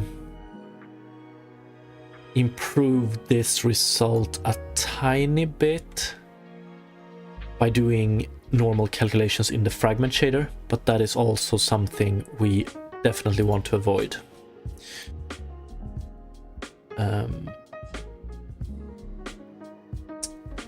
But I'm still wondering what the hell we should do about these. So the edge on our, when we do the normals on the GPU, how we should handle them. Like,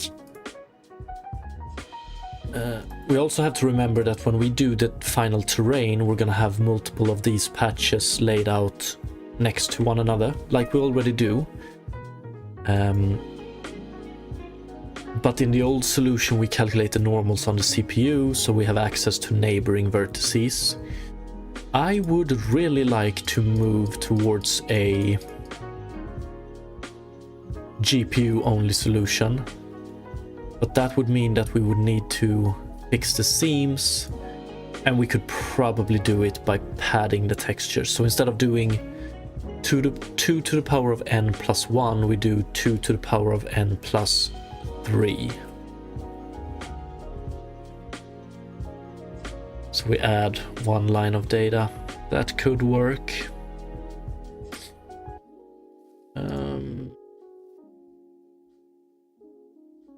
I wonder, do we really care about this edged stuff right now?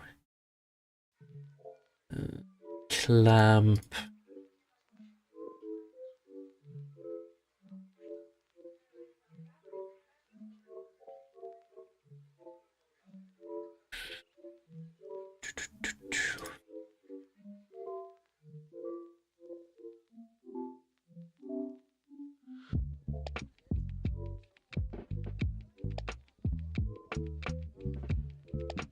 I wonder if we could solve it by doing...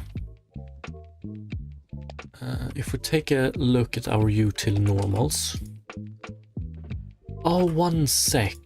Have I fucked up? I might have taken out the victory in advance.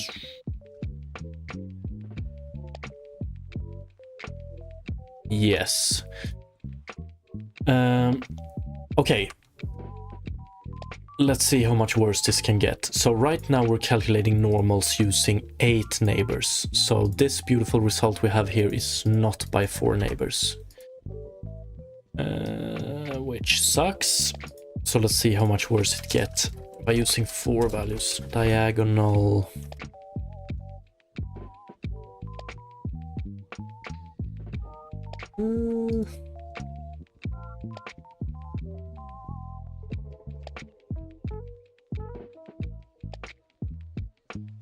Oh yeah.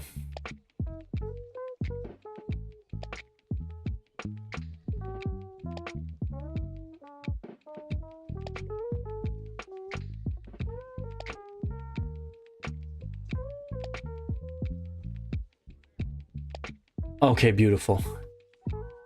We get roughly the same.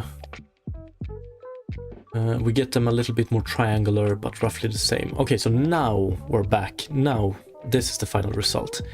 And it's pretty much what we want. Radiant, by the way, what was the option of using Unity terrain like? Some time ago I also had some artifacts and something similar, and by using Unity and passing them height map terrain, they were solved.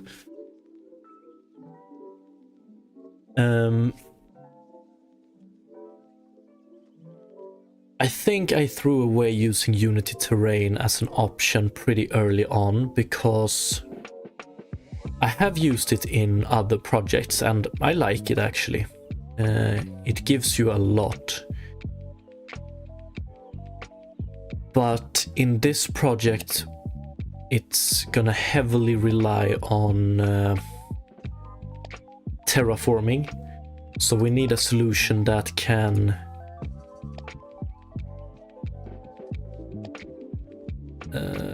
we need a solution that can terraform the terrain in real time, and that constraint added a lot of different. I should have somewhere in my issue, I should have the pros and cons of using Unity terrain, but like it was the design document of this game for the terraform part made it pretty apparent that we're gonna have to do some custom solution.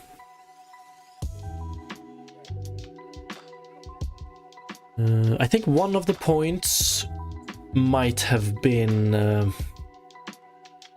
AI agents and terrain, but I don't know, that it was a long time ago.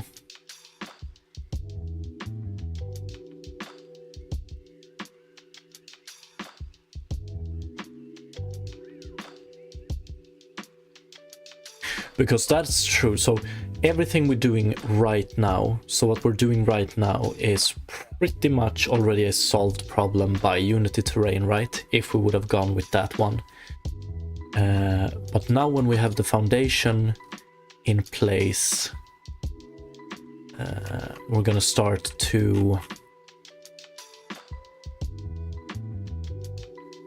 add this back to our gameplay, and hopefully at that point it will be apparent why we chose a custom solution, but we'll see.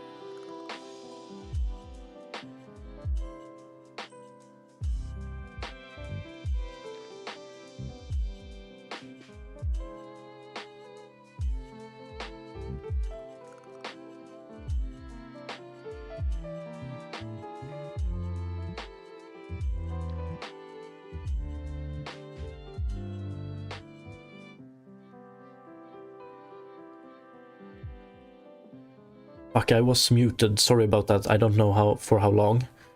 But Radiant, have a good one. Thank you for dropping by. Appreciate the kind words.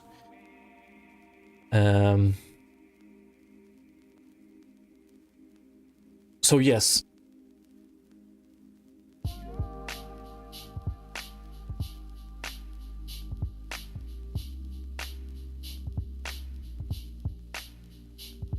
Can I be heard now? I wonder why I got muted for some reason. Hopefully the last minute of talk came through, but I'm gonna reiterate it real quick. The top one is a mesh entirely generated on the CPU. Normals calculated on the CPU using Unity's mesh.recalculate normals. This pretty much gives the best possible result when you calculate normals from a texture. At least, like, you could probably improve it a tiny bit, but with a big performance loss. This is our solution made entirely on the GPU. We try to get at least this good of a result down here.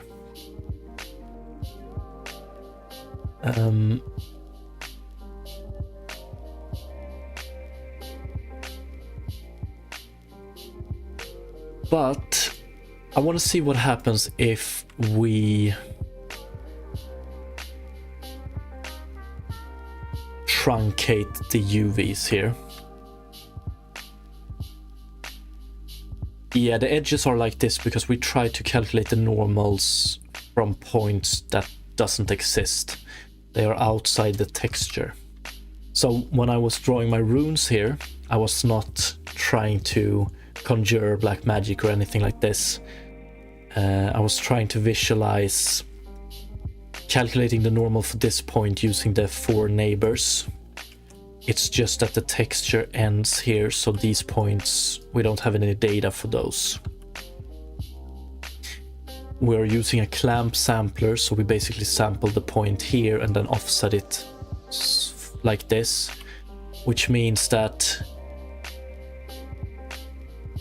yeah, we get a untrue height difference that doesn't exist. So what we could do is, when we offset the UV,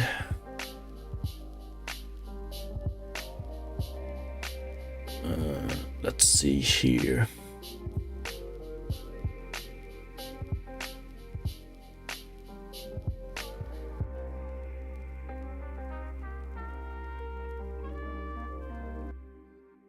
Arturo, what's up, by the way? I've made a similar normal generation code from CPU using multi-threading in Unity and got a pretty good result. Yeah, if you have it on an open repository, feel free to link it. Hopefully you will be able to link stuff in the YouTube chat. Oh, yo, what's up, ArthDevLife? Yeah, if you can't post a link on YouTube, you can definitely do it on Twitch. I would be interested in seeing that. And I also wonder, I've been pondering the idea of doing it in a compute shader as well. Fuck, doing it in a compute shader would be so good. So imagine this. We terraform the terrain. So we change the height map. Then we send down the changed height map to the GPU, and we calculate a normal texture from it, and then we don't need to calculate it anymore.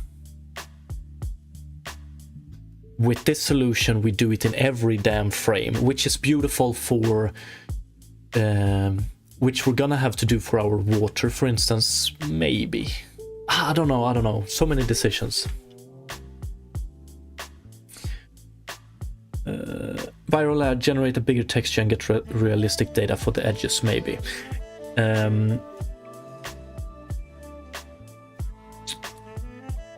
Yes, that's pretty much what we're gonna do. So eventually our terrain... Can't I duplicate this? Yeah. Eventually our terrain is gonna look like this, but we're gonna... or it looks like this. It's just that we're gonna use this new solution.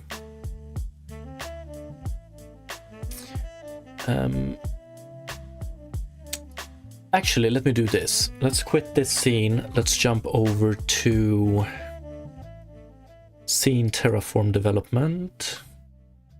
That's a but. Let's see. I don't know what we have here. Environment. Okay, let's try and play this and see if it crashes or not.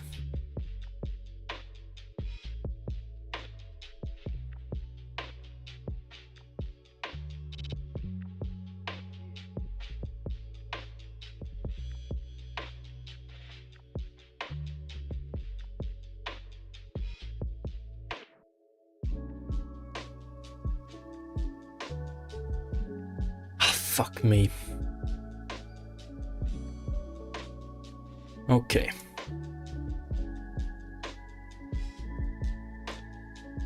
I was 100% sure I had fixed this issue.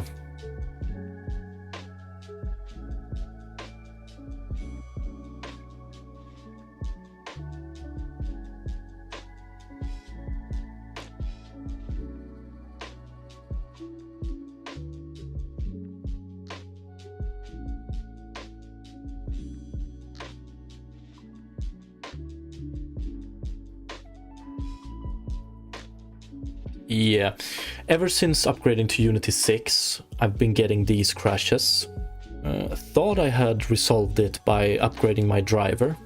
This is actually the first time I'm seeing it in a while, which is not that good.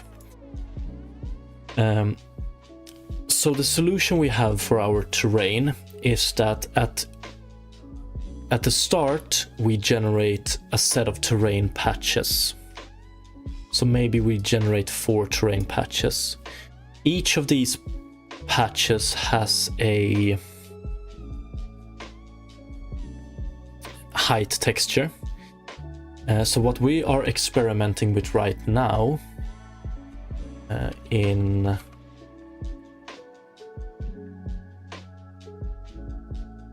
Okay, great. Let's update later on and see if it solves the problem.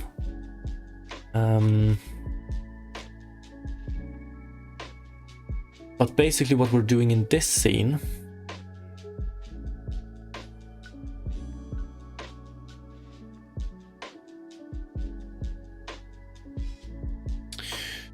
is that we're trying to find the best way to generate each of these patches.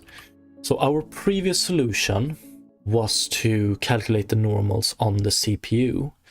If we do it on the CPU and we get to an edge point, so we get to this pixel. If we do it on the CPU, we always have access to neighboring patches. So when we calculated this normal, we could actually fetch all of these neighbors. Now, when we do it on the GPU, we no longer have access to this one. So we only get these points. No matter how we do this, unless we feed this shader the edge information of this one, we're gonna get a seam, visible seam here. So in some way we're gonna have to let this shader know about this row of data. So 2 to the power of n plus 1, this is our texture size for the terrain. I think the easiest way to do it would be to change this one to 2 to the power of n plus 3. So we pad this texture with a row like this. So then when we calculate these points at the edges between two patches, we will get the correct normal, right?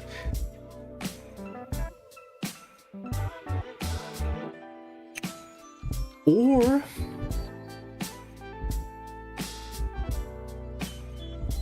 yeah, that's what we're gonna do. So if we solve the seam between terrain patches by doing this shit, then I don't really care about what happens with the normals at these points. So this point is at an edge of a terrain patch, but also at an edge of the full terrain, so that for the player, or for this to be a problem in the final solution or in gameplay, that would actually mean that the character would have to... Why can't I find a bad spot? I'm looking at the wrong one. That would actually mean that the character would need to walk right up to the edge of the full terrain to actually see this. So this is a non-problem. Because what we're probably going to do eventually is that we are going to add terrain patches around all of this.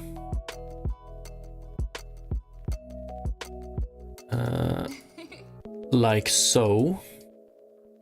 But the playable area is only going to be the inner 4 terrain patches. So the player will never really be able to see the end here. Right. So fixing this issue, I don't think we're going to do that. But eventually when we place multiple of these next to each other and we do the normal calculation entirely on the GPU, then we need to pad it. But there are also a bit of correction here. I just realized that I'm drawing a texture in CPU using multithread. The actual normal calculation is done based on the texture data in the shader itself. Yeah, okay. So pretty much what we're doing here, right? Yo, what's up, GDs? What do you think of my inventory thing? Looks real good. Looks real good.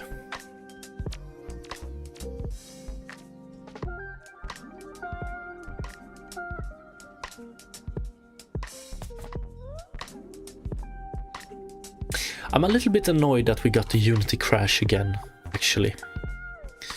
I would love to add this to our current solution and see what we get. But okay. So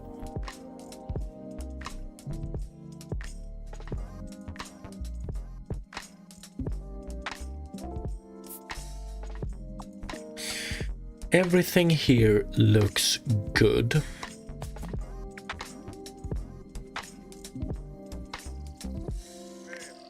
Smackers, when you're starting to work on UI, actually I've been thinking about it quite a lot lately, so I'm starting to get a little bit tired from this, from doing GPU stuff right now. So as soon as we have the snow in place, we're gonna shift focus to gameplay. And when we do this gameplay, we're gonna introduce a few UI elements, and I will probably do some UI then. I need some relaxing programming for a while now after this GPU shit. So I switched some things up in my timeline, and we're actually gonna do... So as soon as the snow is done, is in an acceptable state, we're gonna do day-night cycle,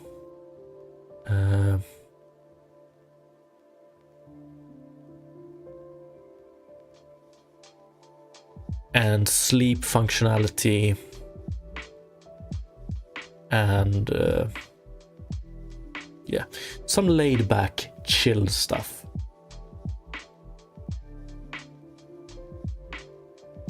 Although I tried putting some comments on key methods. Thank you, appreciate it. We'll take a look right after the stream. Bruce City Life, we're talking about inventory when we don't even have terrain gen done. We do things in the wrong order over on this stream. That's just how we like to do it. And we actually have terrain generation done. It's just that we're trying to improve the solution this time. Okay, so it's not really done, that's true. But we're doing a little bit of improvement to it. Viral, you're going to do something fancy with skyboxes, clouds? Fuck yeah, we are. But clouds is GPU stuff, and I'm gonna try and avoid that a little bit. Spike GD's art is never finished. That is true. That is true. Art is never finished. Perfection is never reached. If I were a bit older, I would probably have that on my wall.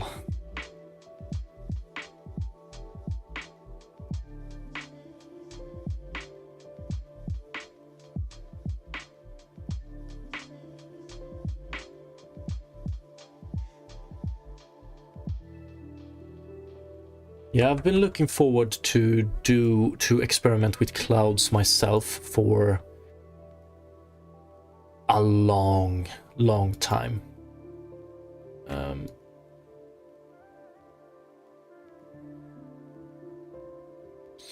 But we will see.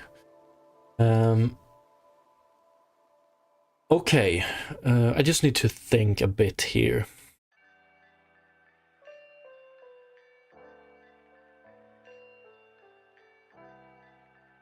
Bruce City Live, to be honest, improving world gen is a lot of layering of noise upon noise. Yeah, 100%.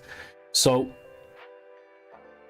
I'm both a bit thankful, but also a little bit sad that we are not gonna do any proper world generation for this game until after 1.0.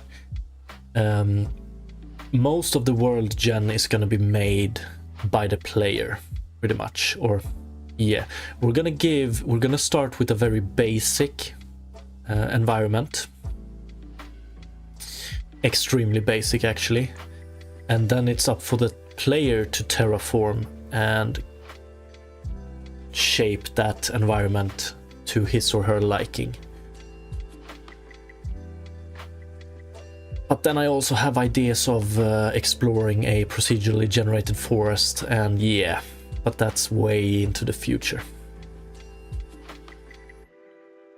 But okay, so basically what we have here is a solution that leaves us pretty much exactly where we were previously, but this time around we have a way better topology, normal calculation. Everything is just a little bit better. So what I would like to do now is I would like to try and add this to our snow shader. Or let me think. I wonder if we want to pad it.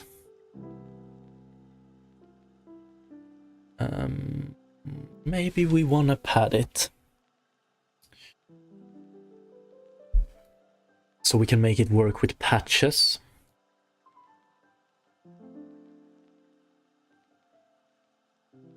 I'm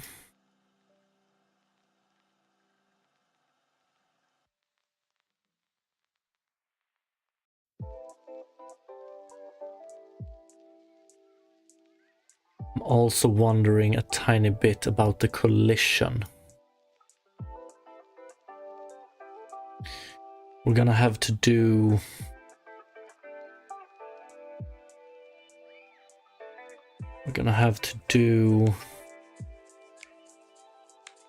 rigid body.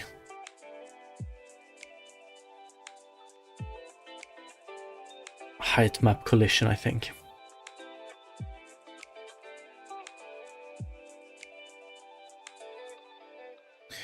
Bruce City Live, I really suggest building the game with intent. If the terrain is meant to be deformed, make it capable from the start. Doesn't need to be vertically stable. Yeah, like... We 100% have a...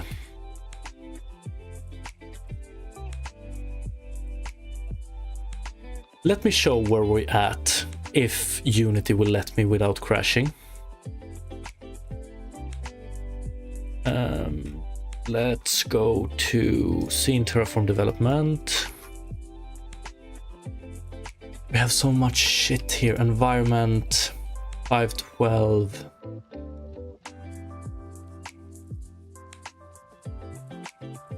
$32.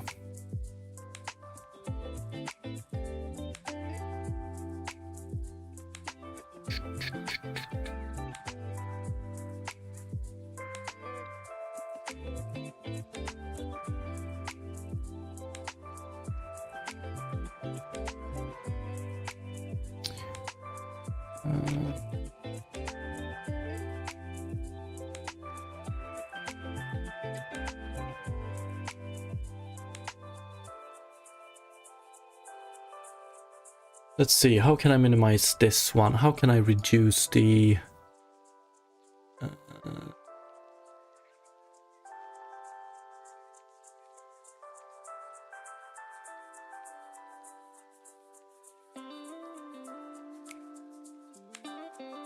Okay, if we remove the environment for now.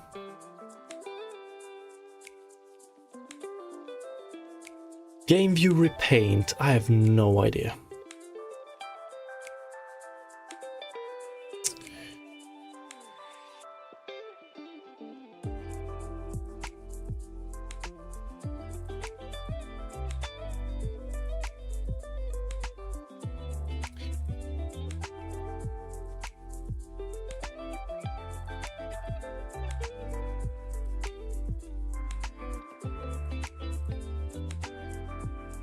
I wonder if we have some leftover stuff in this scene from Unity 21.2 that screws with us in Unity 6. I wonder if we can do... Because we have a camera node. Something is wrong.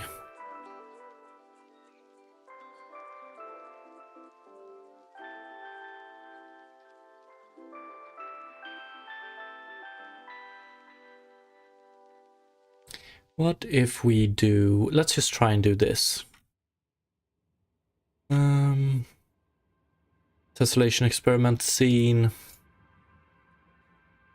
Let's disable these. Let's go to prefabs, environment. Environment controller. What do we have? Light. Dimension 256, 512, 2. Terrain data value 101.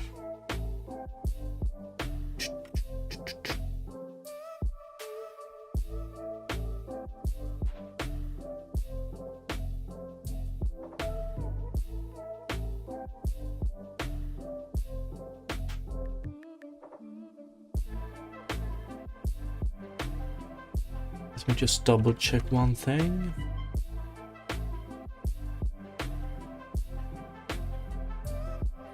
Environment.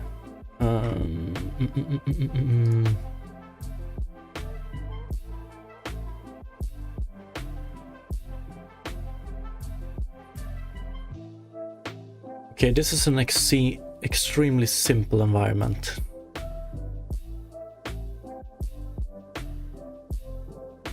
In a new scene, we shouldn't be seeing a crash here.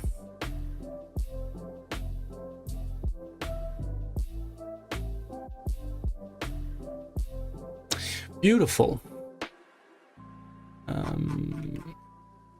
But don't destroy and load.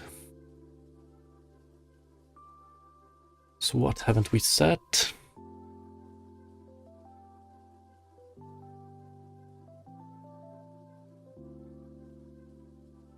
Yeah, terrain activity output material.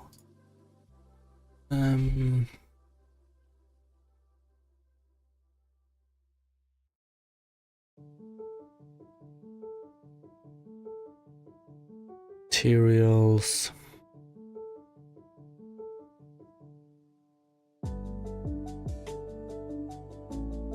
Functional terrain activity output material.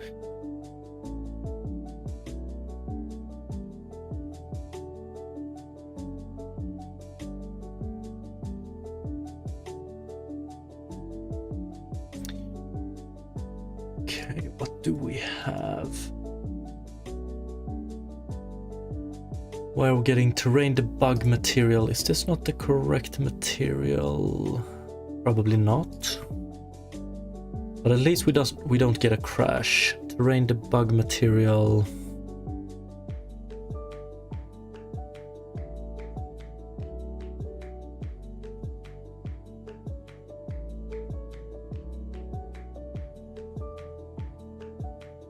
Okay, let's see what happens if we do environment. Procedural grass, terrain material. And then we also do... Let's bring back our characters. So prefabs. Character prefab. I wonder if that's not the correct one. Characters.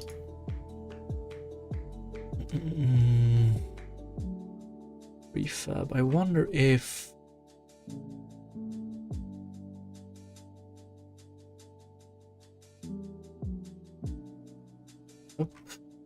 And let's also do... Do we have a camera prefab? Yes, we do camera prefab. Let's try this one and see what we have.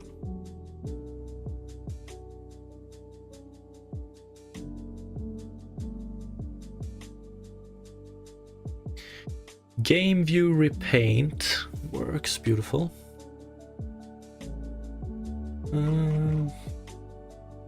Okay, so it's probably something wrong with the old scene, I would have guessed. Followed object has not been assigned.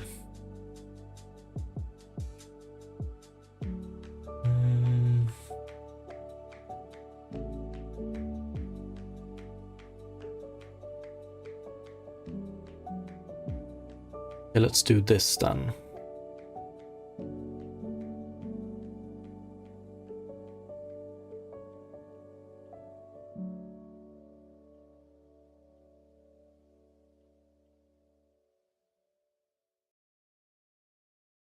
Character, input handler, camera node, copy. I think that's all we need.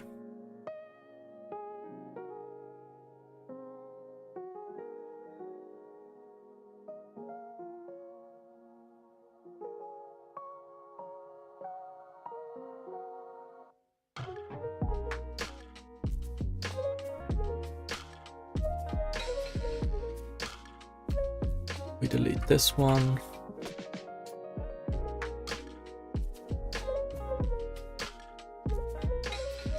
Okay.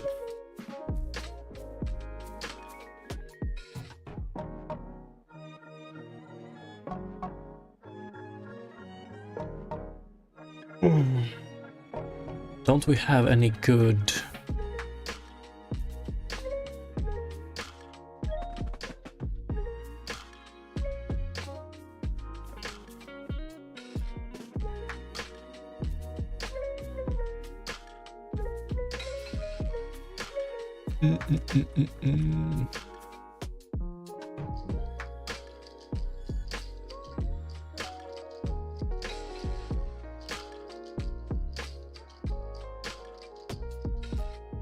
Default skybox, there we go. Let's do...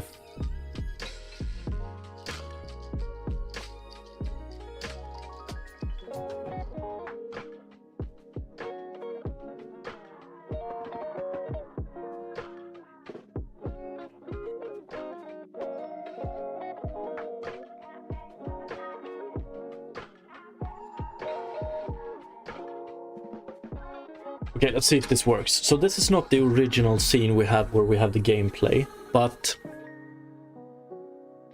hopefully we can somewhat show...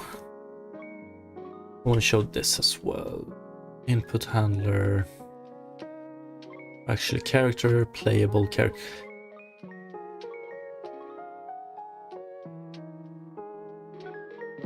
Playable entity, show UI.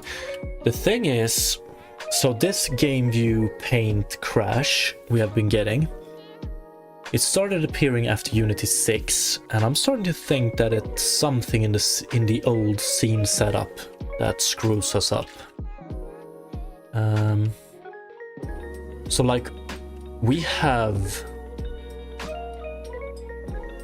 some pretty proper terraforming in place, and do we have foliage as well? Yeah, we do. No wind texture though.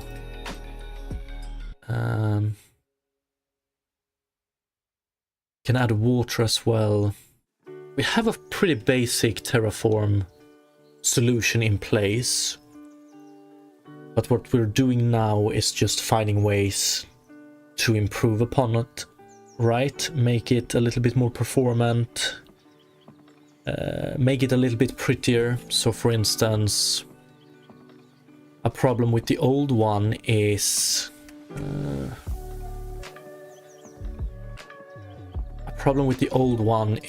what you see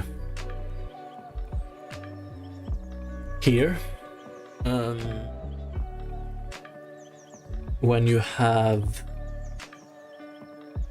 the topology of our terrain has been the biggest thing. If I do this instead here, it's very visible. So you can see the thing we get here and here.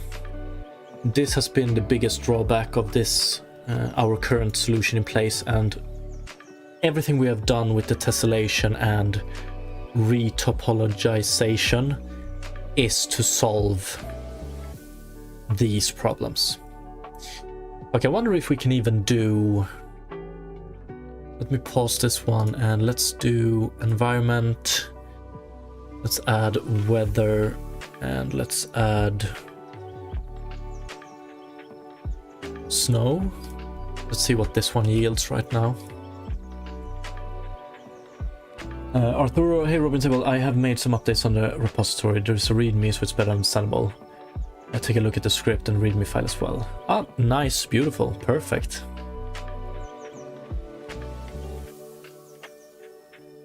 Where do we have it?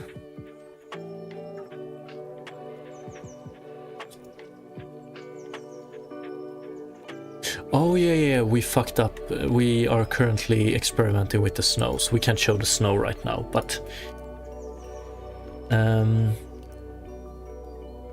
so like the terrain solution has always been developed with terraform in mind, right? And we've got a quick we've built the game with intent. We had a solution in place that was able, but not perfect, and we're in the process of improving that solution. And I'm extremely happy that switching scenes, removing the old scene, might have solved the crashes. What's up, Dino?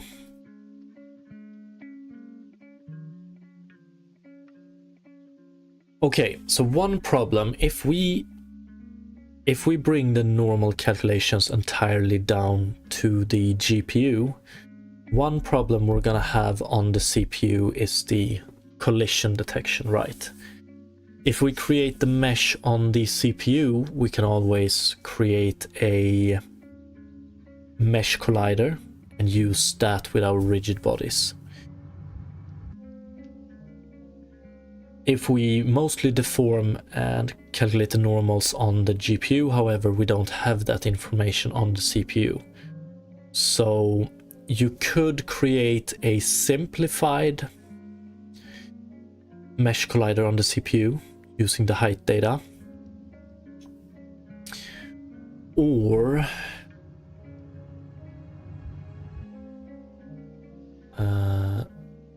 calculate a height map collider collision system.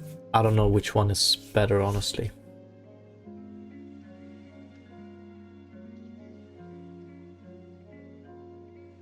Dino, you're probably busy, but I will notify you about my upcoming coding focused game jam that starts. Oh, nice! That was the jam with. You can share the link. That was the jam with the open source at the end, or do I remember correctly?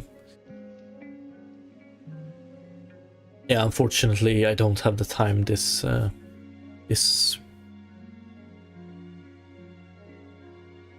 I was about to say this weekend, but I don't have the time in the foreseeable future, honestly.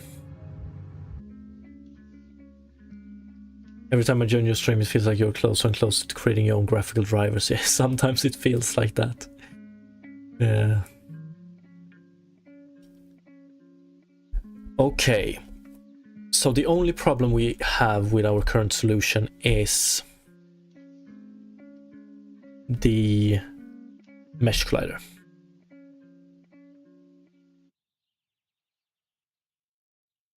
Oh yeah, you go ahead. But didn't you... I have a vague recollection of a theme. I don't remember it. Doodle will create his own hardware in the near future. I've always told myself that I like to operate on a high level in all of this, but even though I say that, I'm always down in the dirt.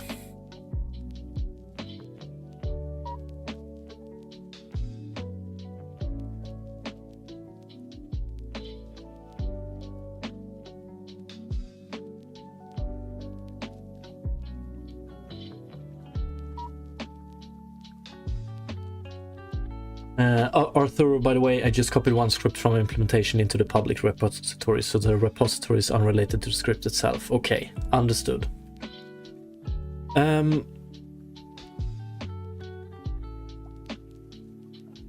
I don't...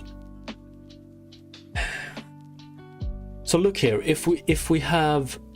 So our character, the terrain collision is done with a... With the current solution, it's done with a mesh collider for the terrain and a capsule collider for the character.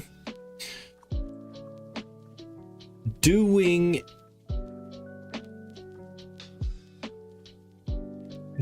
a... I'm not really pumped to do a capsule collider height map collision system, but I think it would be way more performant than mesh collider.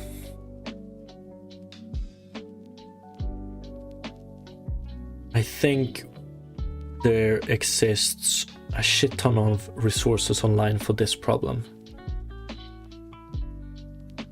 Because not creating a mesh collider mesh that we have to update.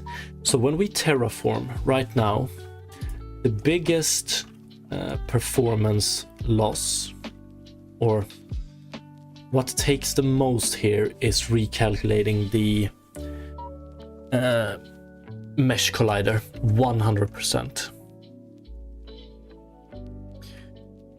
So if we could do this terraforming purely on the GPU and then send it back, we're gonna have to send back the texture either way.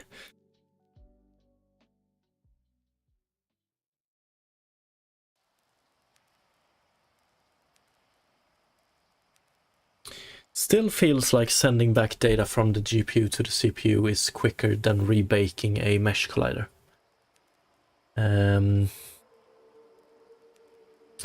I don't think for the jam will be Runner, those Infinite Runner games. I love those Infinite Runner games. I love playing them. I love making them. I think I've made 2 myself, actually.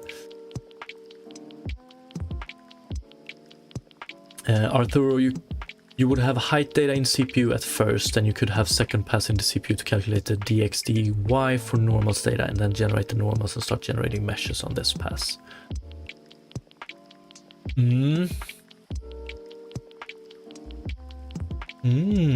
Starting from the entity's position.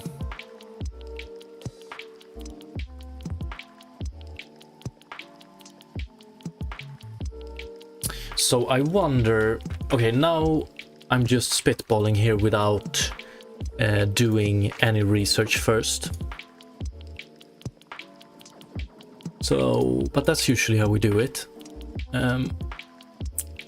If we have our capsule collider, and then we have some terrain here created by height values in a height map, you should be able to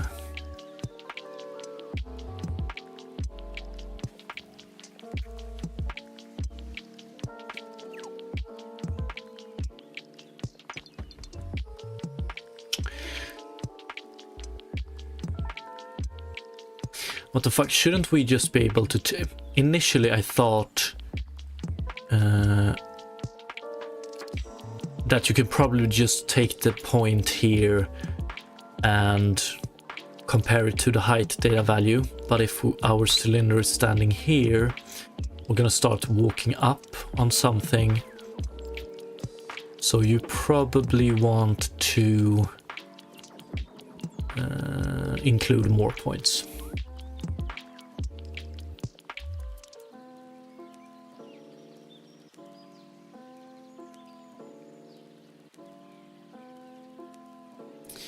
I think having I'm gonna have to do some research on this before we continue with that, but that's eventually what we want to do. I have done some, I remember us experimenting with it a tiny bit. The past, do we have...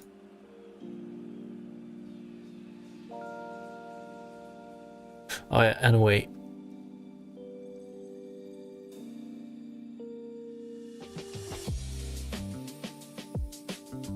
I'm gonna have to... I want to mimic this scene as well. Scene, terraform development. This one, screenshotter, post-processing volume. What do we do here? Yeah, let's copy this one, this one, this one, this one.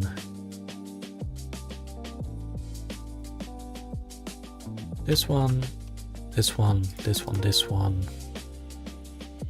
this one, and this one.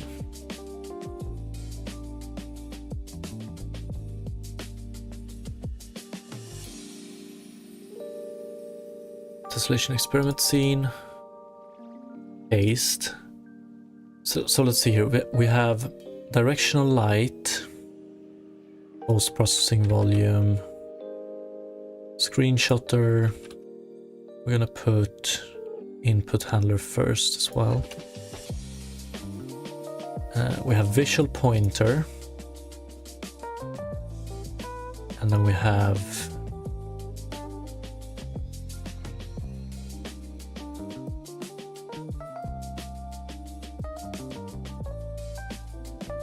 highlighter.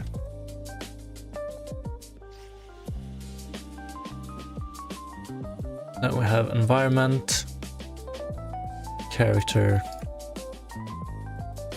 these two,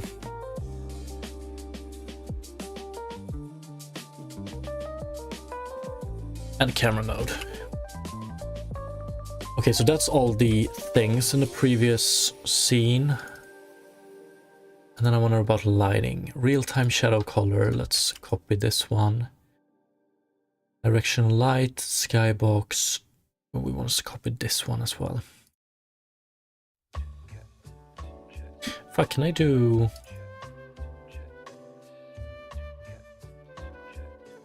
Can we copy this one? No, we can't.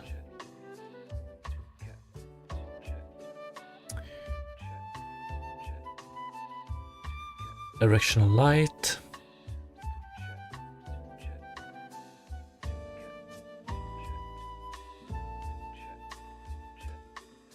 .005.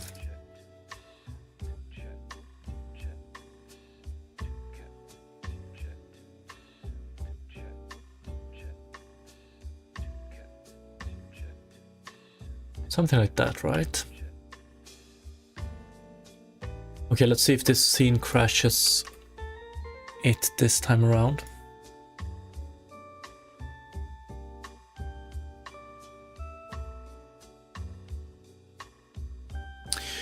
Game view repaint, beautiful. We still don't have...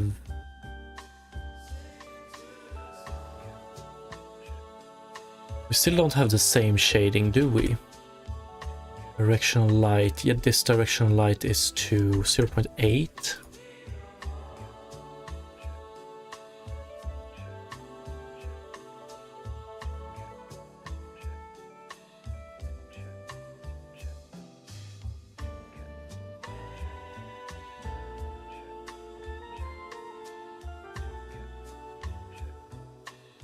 Let's delete this one.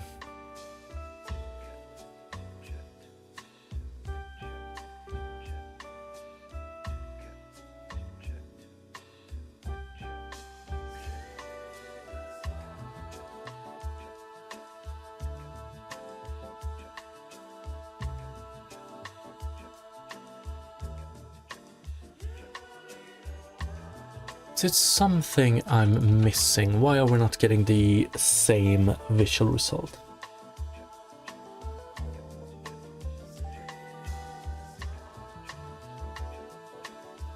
It's way darker here, isn't it?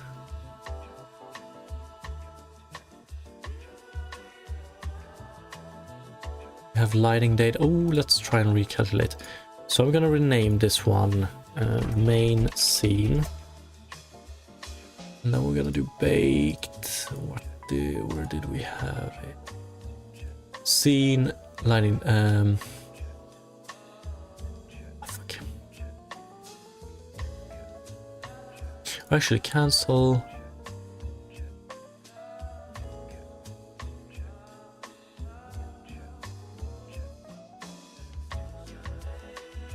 We don't have any light settings here.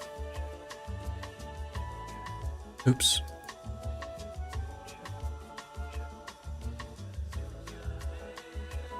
But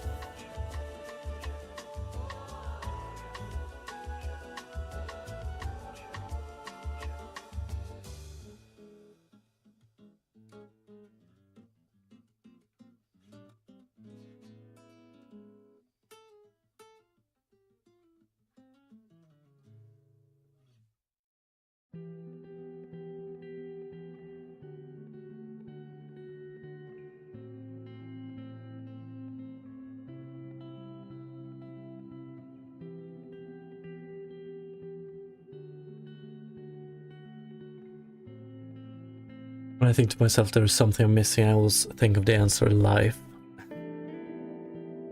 Yeah. That is sometimes the case.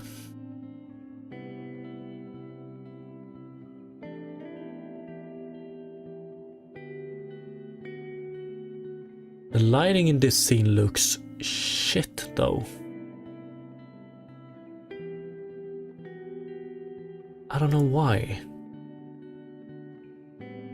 Not in this scene, but the other scene. Environment. 1-1.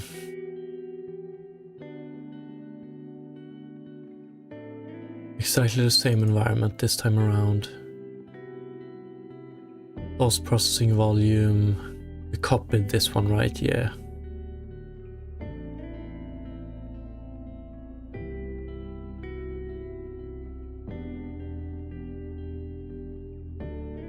Reflective probe.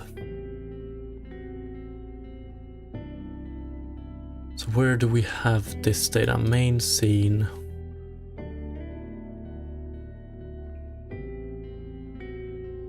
Generate lighting, environment, generate lighting.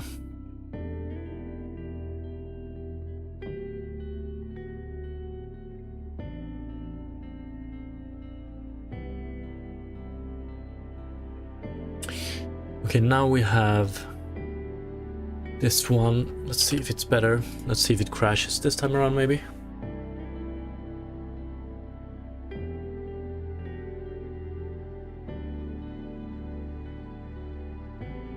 Still looks like shit, doesn't it?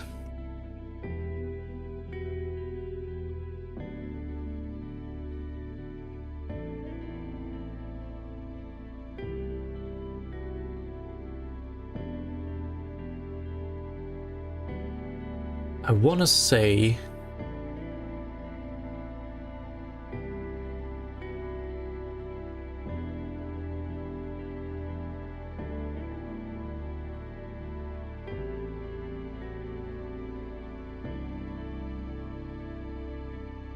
yeah, it's the shadows, but it's just the shadows for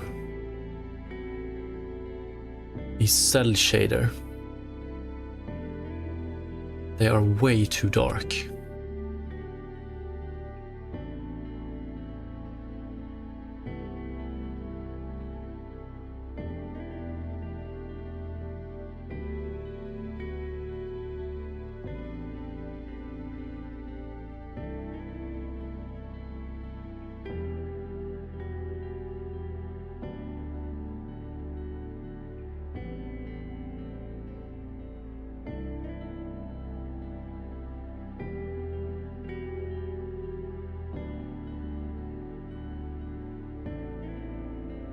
Iron Cross lurk, appreciate it. We'll go bug more people about the jam and try to focus on day job. Good luck, good luck.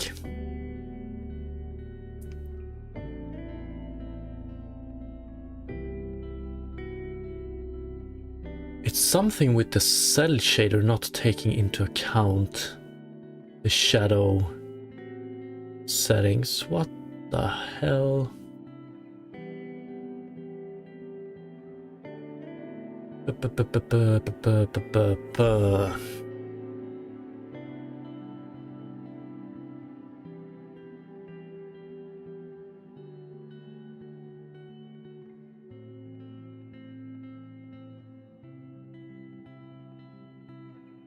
Not.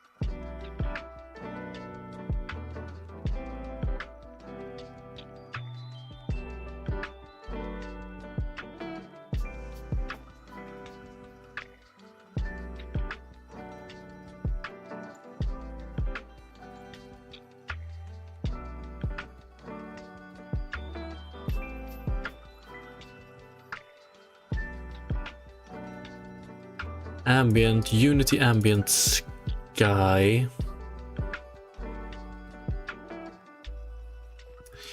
It's pretty much like we don't add this one. Rain, snow.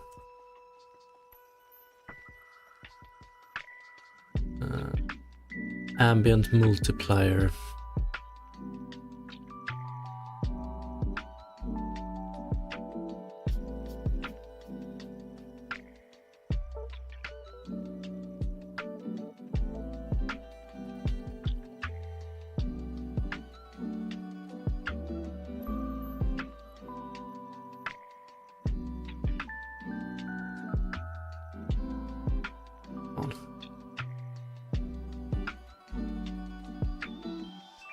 It's a tiny bit better, but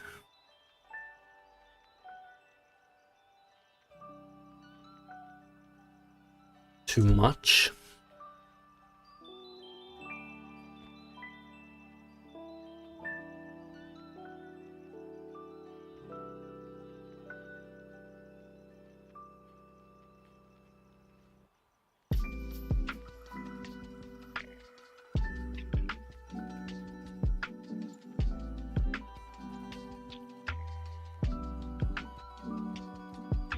But if we have ambient multiplier, then we take it into account at least, right? Yeah.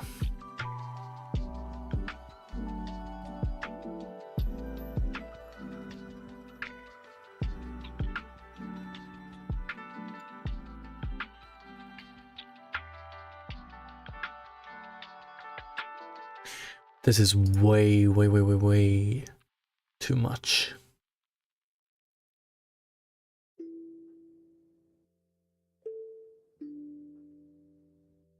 We had something like this previously, didn't we? This is how it should look.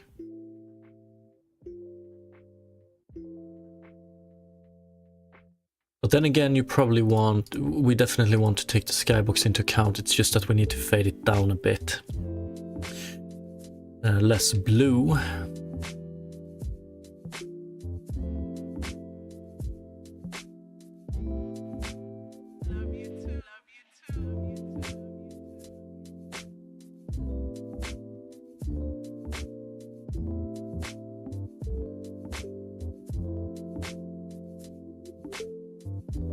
I'm gonna have to add that as a task. For now, we're just gonna go color. And we're gonna put it... Yeah. Okay, if we do it as a color, we get it for all objects. While if we do it skybox, we only get it for the newly changed one. Okay. But that makes me want to double check. Skybox 1. Skybox 1. Okay, whatever. Color, and we're gonna do right around here, and then we're gonna change this one back. Ambient sky. Okay, we're gonna create a task for that. It's gonna be a little bit bigger as well. I have a few things I want to fix. That one. Okay, beautiful. So now we have this scene, the original scene, working.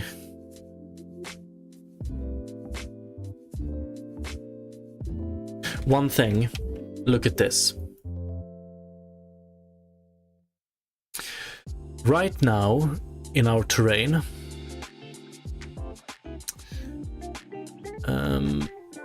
each terrain patch is represented by 3 meshes.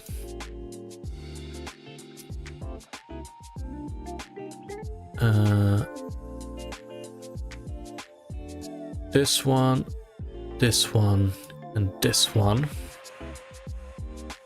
I.e. we create 3 meshes on the CPU, but we actually do it as they are a copy of each other. But if we move...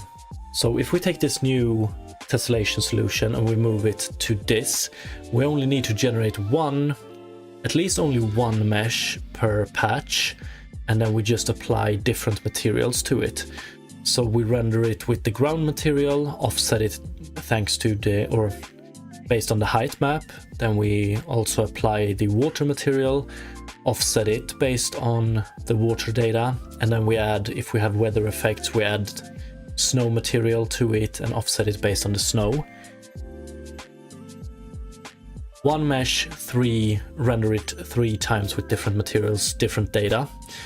I think we can even make it such that we just use one mesh and render it at different places. I think we have experimented with this previously. The problem being that we needed to send down a texture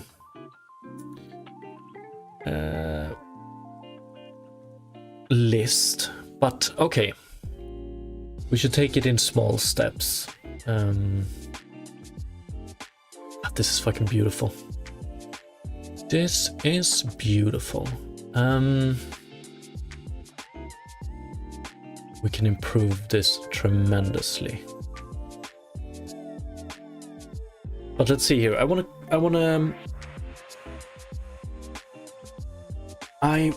to create a few more tasks and put this into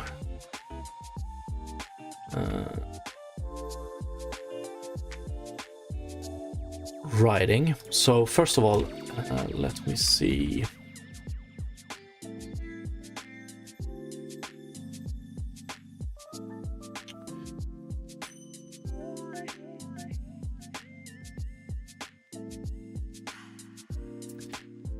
Let me see.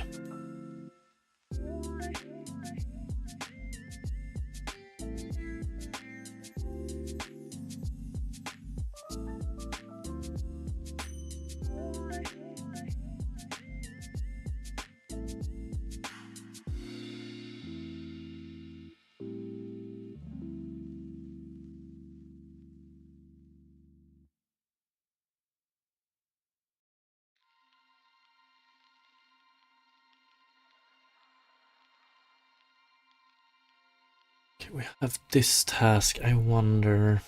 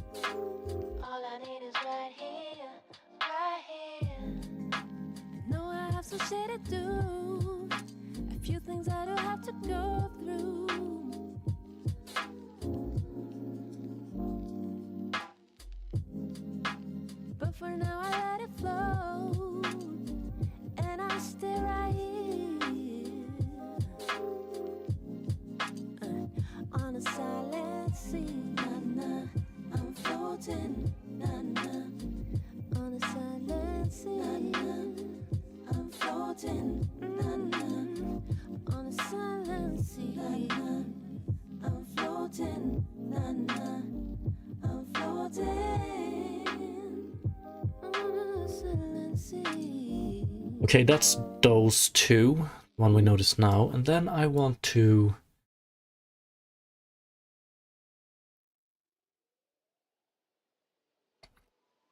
rain. I think we can put it in. I don't think we need a new issue, but implement custom terrain solution.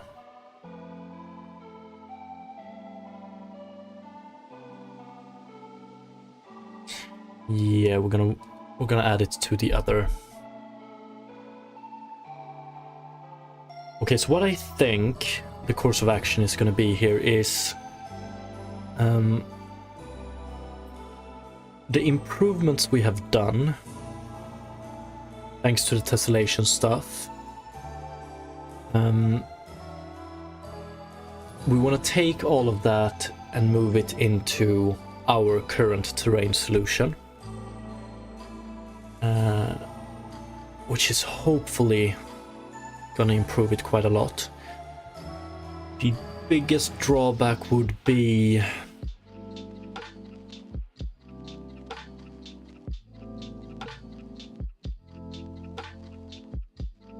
we would need to figure out what to do about the collisions though, but I'm gonna do some research on that. If we can fix the entity collision, it should be perfect. But we also need to prepare the new terrain shader style by padding it with one extra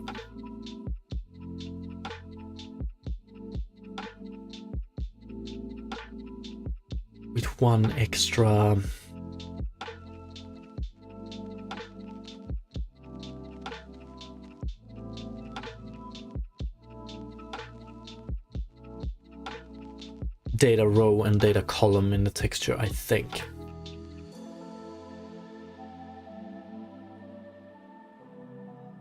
So it's gonna be like this.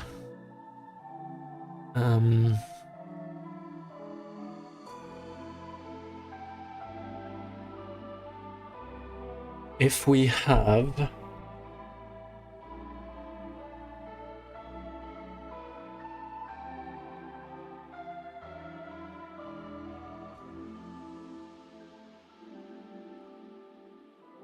actually, before we're gonna do this first, and then before we add this solution to the old solution, or like transfer it, I want to see if we can get some good collision in place as well. But it's basically gonna be like this for our terrain.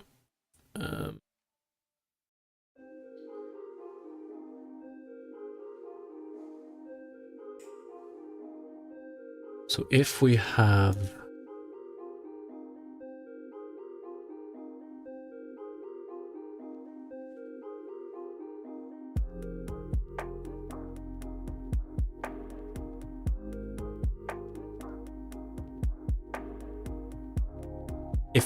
this, we're just gonna have vertices for these points, and we're gonna leave these empty.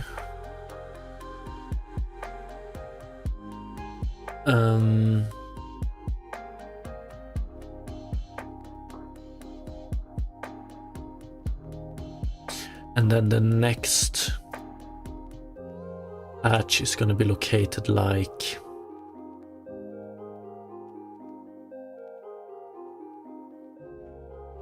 is it like this?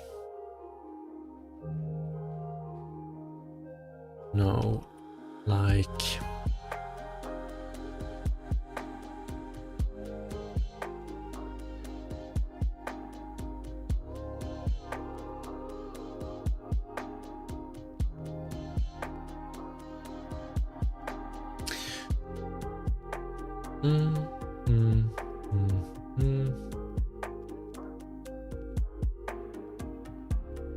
yeah, like this. Sharing vertices, but then we know, okay. We're gonna add that padding first of all, make everything work. And we're also gonna start this, or change this start position.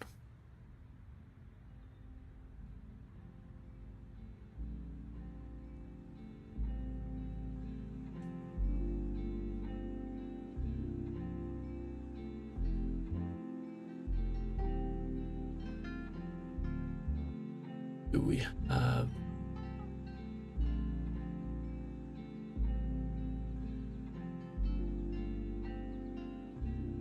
something like that? Okay. So what I want to do now is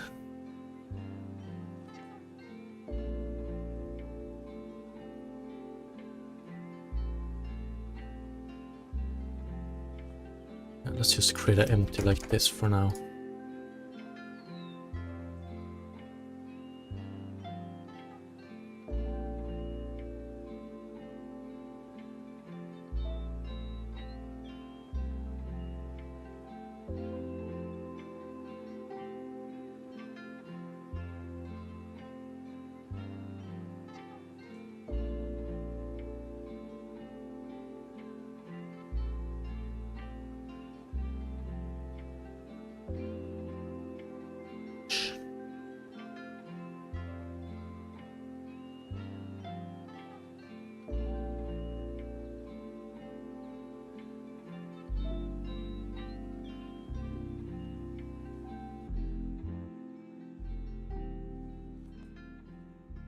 I also want to do something I've been trying to do for a while.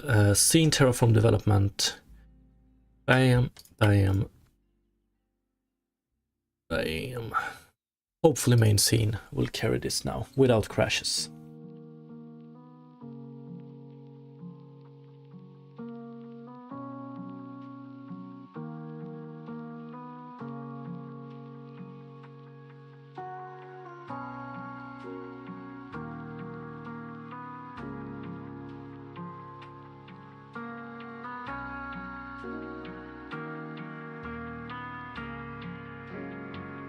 Okay, so first of all, we are gonna, I wonder what happens with our camera node if we disable these and enable these when we play.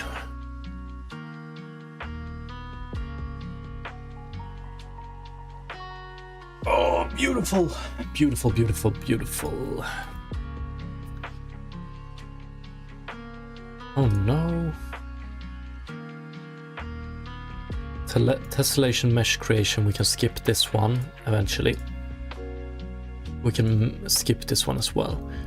So we're just going to rely on this one with its beautiful normals. And I want to bring down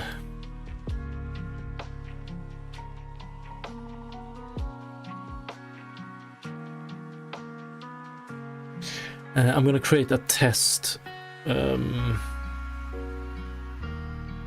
texture. So we're gonna do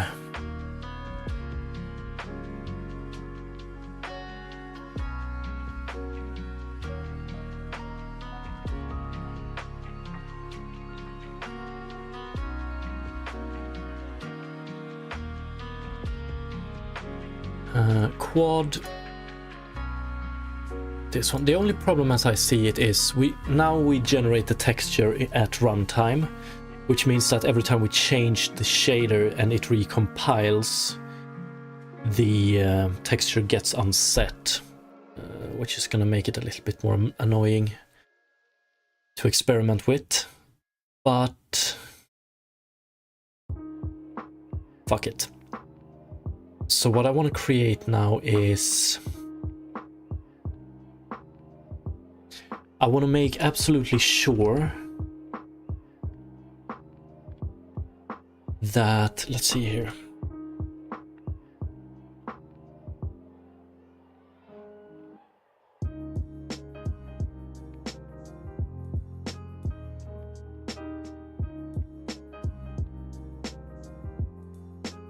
I want to make absolutely sure that the scaling and offsetting works with the extra pixels we get.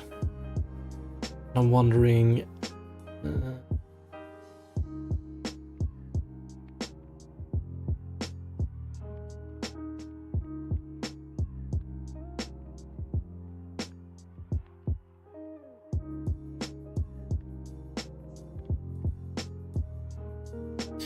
okay, I'm a little bit this way of structuring things, it's a little bit, we should have labels or something like this here, but whatever.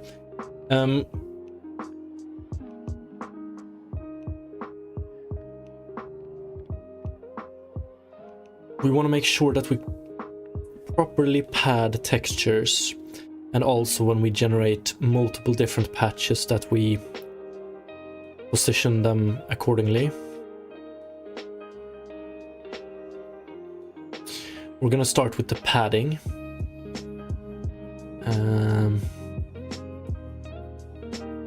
By doing this, let's see here, what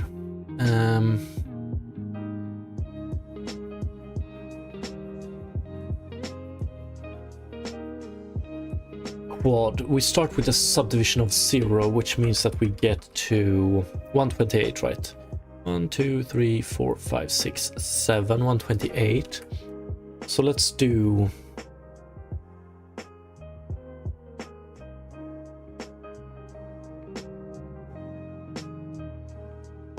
we generate it from script currently, from the test quad script.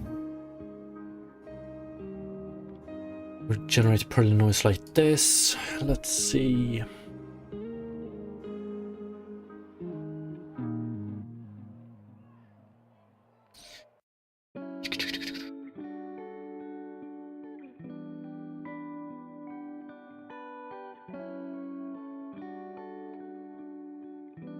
Wonder if we can do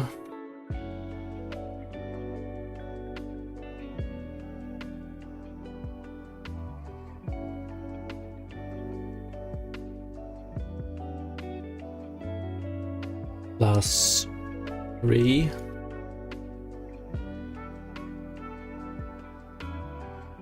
4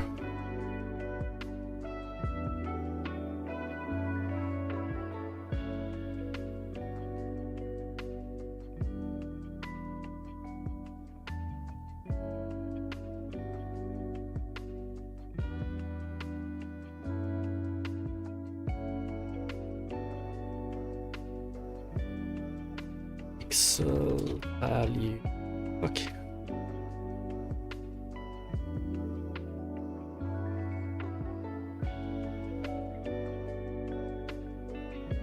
Oh yeah, texture 2D. Set pixel.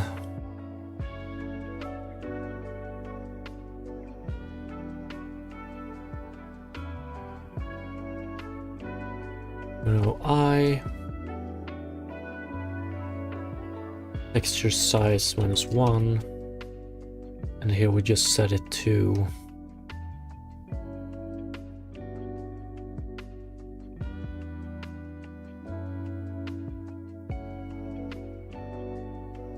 zero. And we also want to set this one.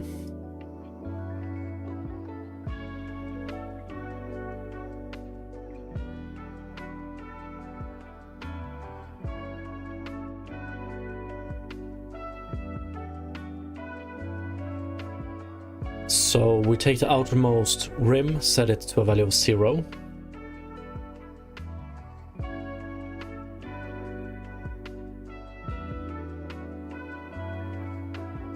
Now we have 3 more pixels than our material, which is terrain tessellation quad test material. So in here, when we calculate UV scale, UV offset, UV step,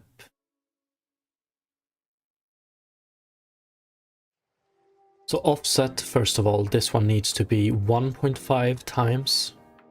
UV scale up here needs to be... this one is going to be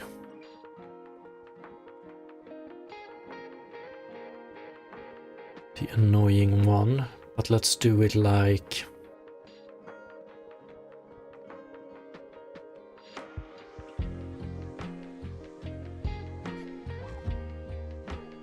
I'm also gonna disable this for now, and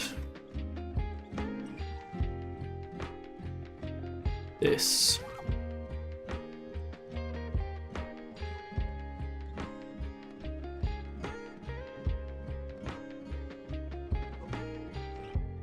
And instead, in the fragment shader, we're gonna do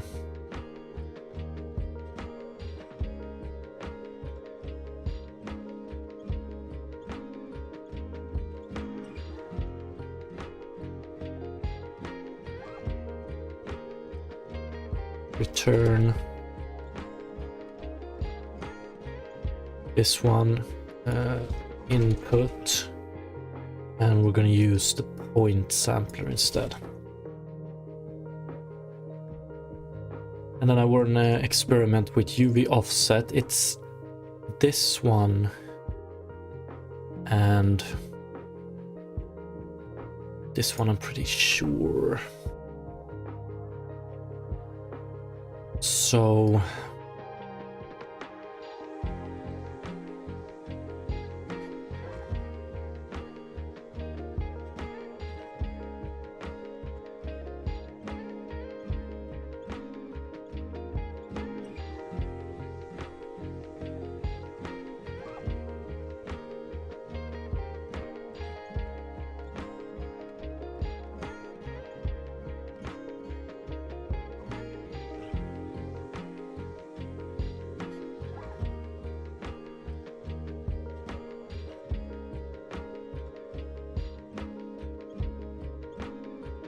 UV scale, UV offset.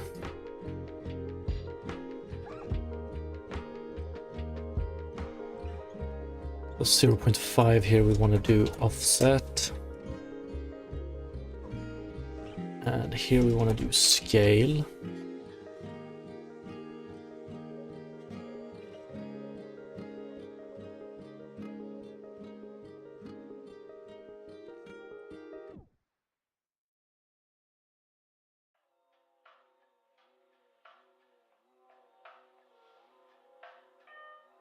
Like that, and then we should be able to play, and we can experiment a lot, I reckon.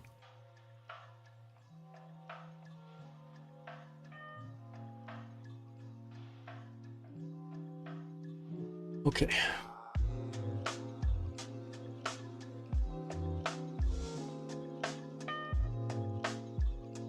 Red might not be the best color here.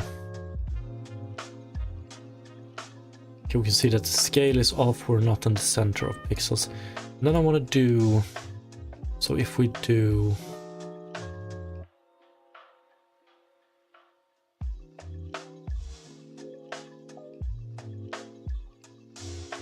we do 10, don't we have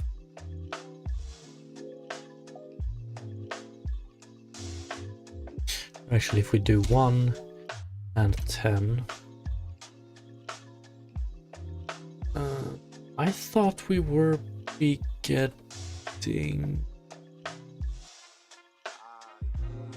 0 value at the edge, but we don't.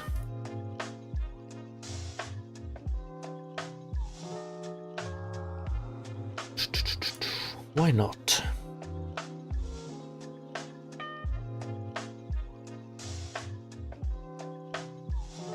Oh, yeah, I know why. Let's quit this. Let's jump to test quad. So we set all of these things, but we don't do height map dot apply.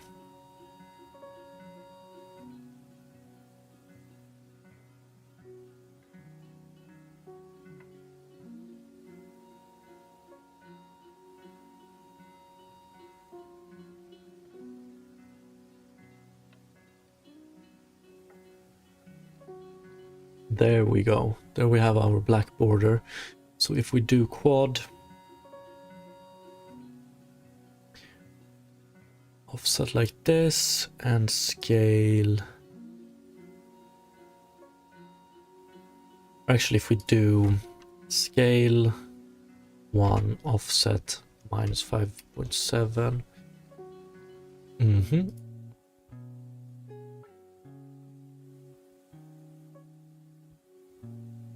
Go.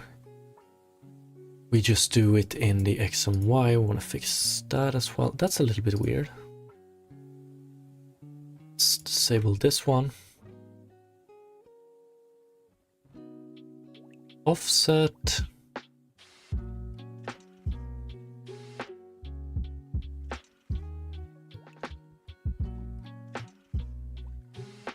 Oh, yeah.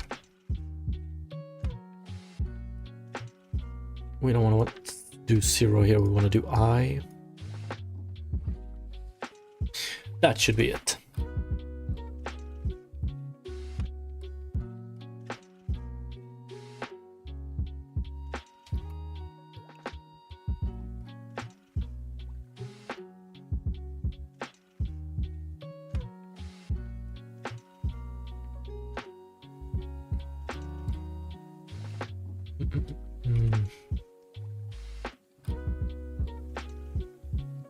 Okay, beautiful. Scale 0.5, no, 0.51. So this leaves us what we had previously. Now we have a little bit of a bigger here. So pretty much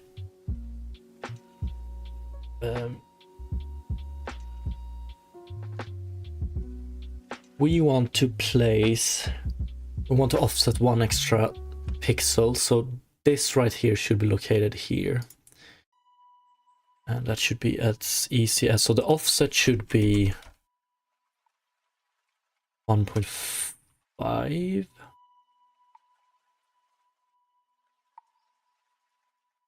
This.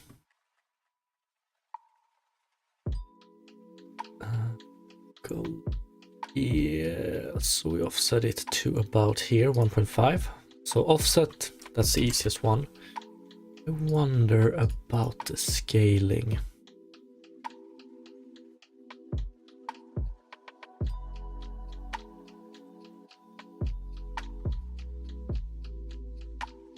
I'm gonna go even more.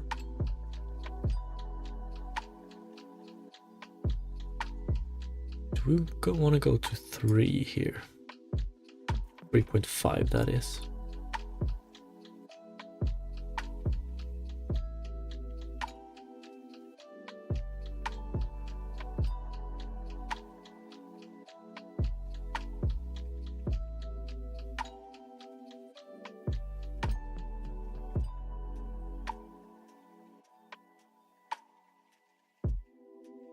That's wrong. We can see it's fucked here.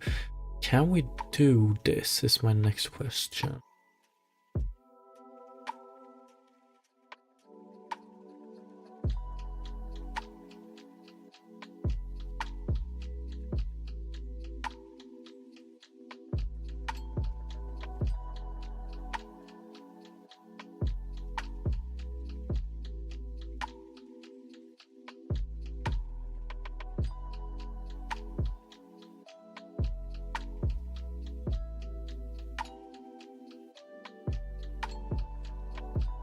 And hell, it's hard to see with this texture.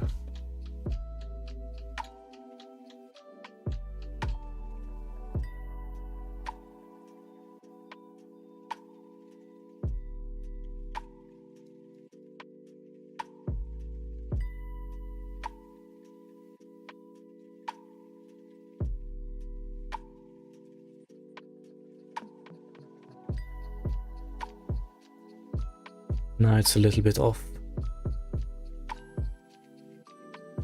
Which makes me wonder.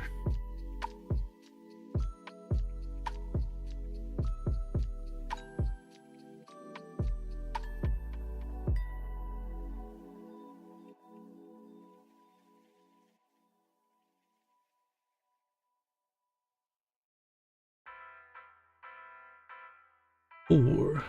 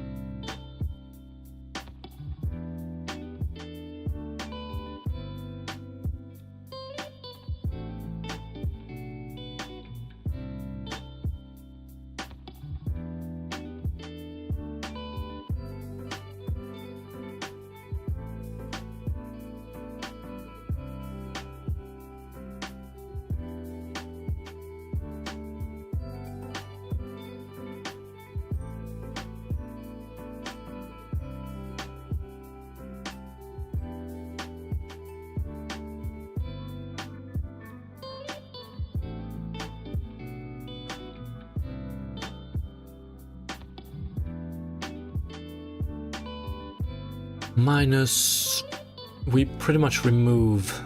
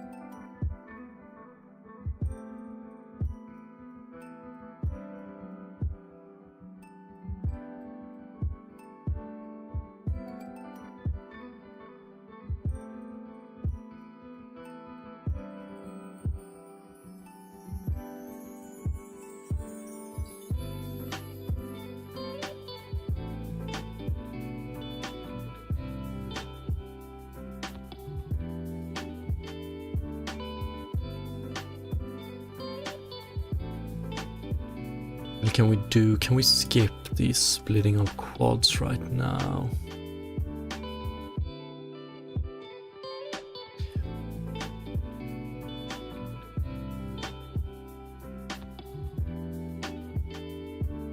Two, three should be, shouldn't it? But we still get, or do we get it correct with 3? Yeah, that looks pretty damn good actually. That looks beautiful, right? But yeah, it does. Yeah, it does.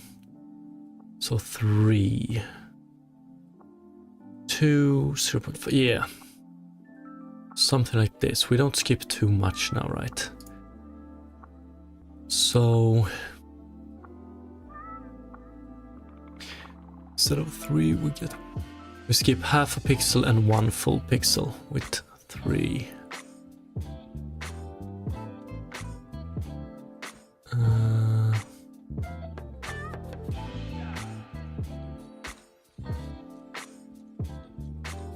I think that's perfect. And what happens if we split this? Yeah, that looks great, right?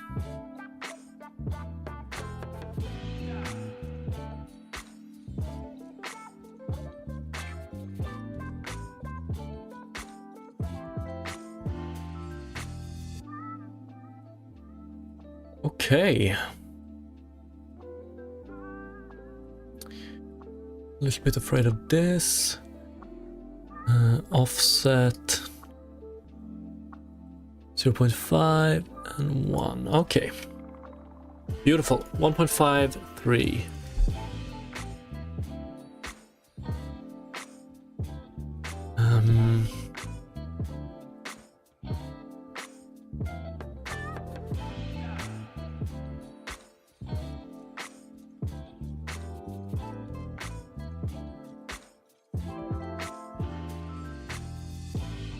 When we generate the noise, we generate it for all pixels, but we only use the middle ones, so when we get to the next ones, it should be okay.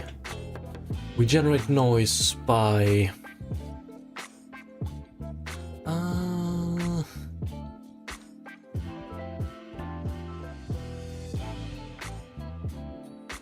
let's take a look. Test quad.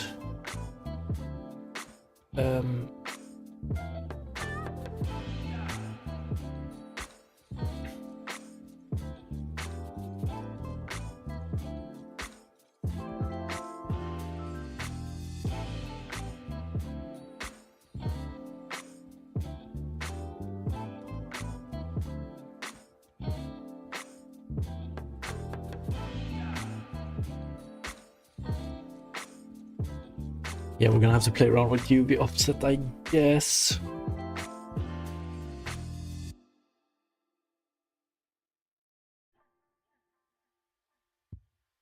UV 10 divided by...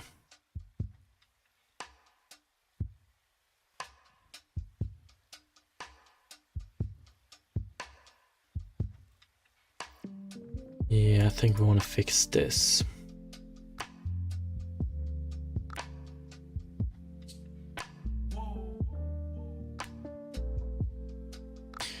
Or do we?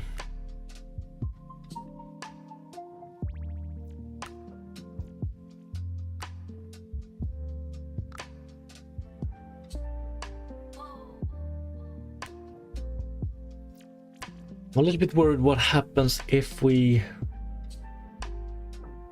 So let's see.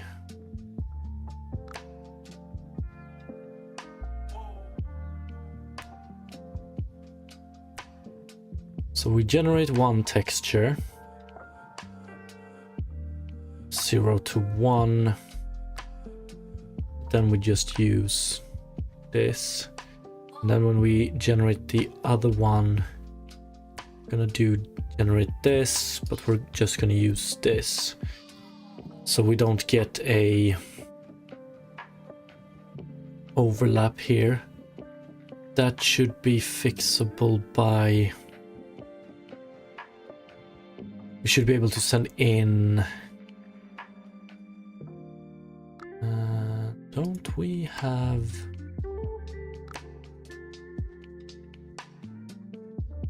UV offset here?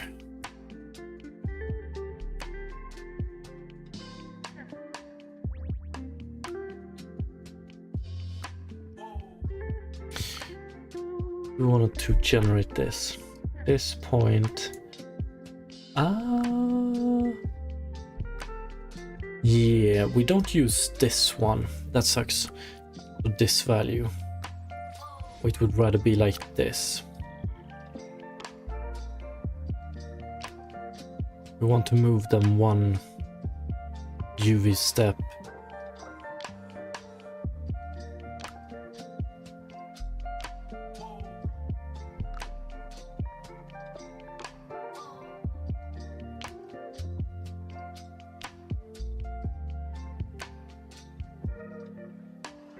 Yeah, this we definitely want to fix.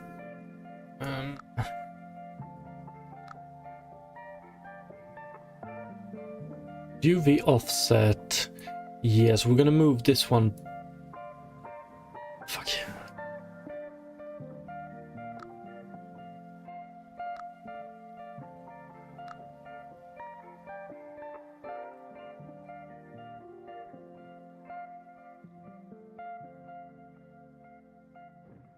Move it back 1 pixel, all of it. Then we also want to move it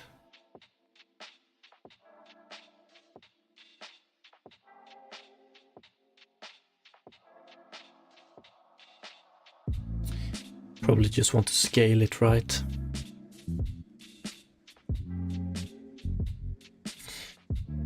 So we want to scale it in such a fashion so that when we generate this one, we generate this. When we generate this one, we generate it a little bit bigger as well. Okay.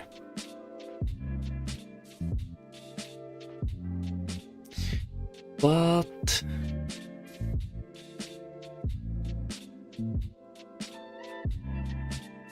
not noise scale, but UV scale.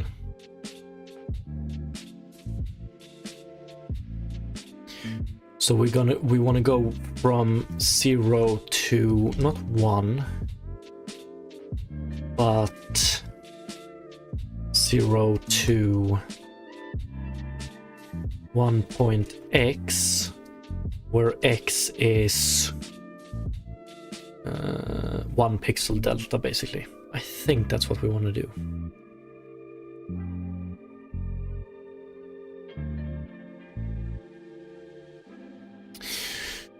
But that's very fun. That's what we're gonna start doing next week. Okay.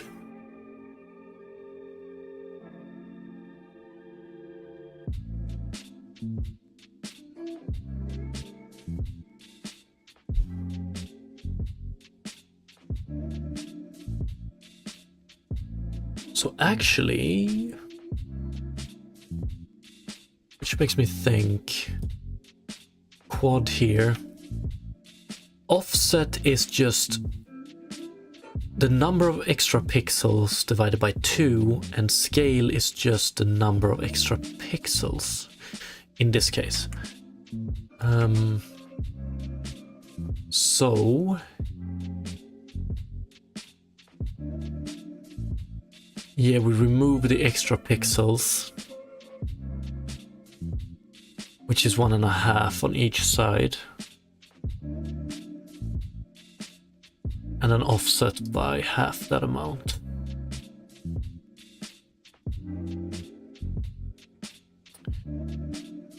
So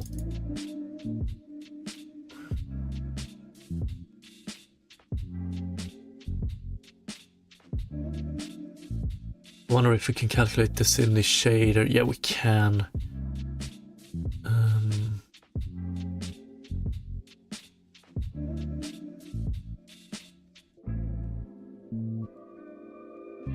We can probably do it like we send down height map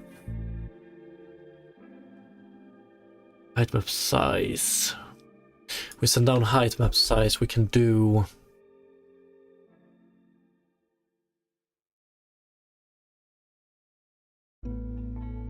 so height map size in this case is 120 let's see, 131, 64, 128, 129, yeah, 131, and we just find the closest number that is a square of 2, and we take those, minus each other, and then we know the diff, and then we can use the diff here. Here and here, so no need to keep scale and offset. Send them down like this, but for the test material 3 1.5. Okay, that's great. I think we're gonna call it here because the next task is there's no way I'm gonna be able to handle it in 5 minutes. But let's see here.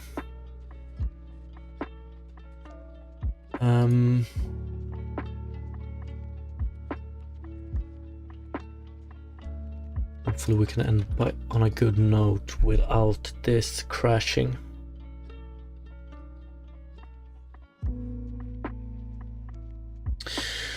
Okay, so we have now arrived at the perfect, I wouldn't say perfect, but probably we have arrived at a more optimal topology and subdivision solution compared to what we have relied on previously. I'm extremely happy with that. Now we just want to replace the old chaotic tessellation implementation with this new one, and hopefully have everything work as it did, but more visually better and more performant efficient.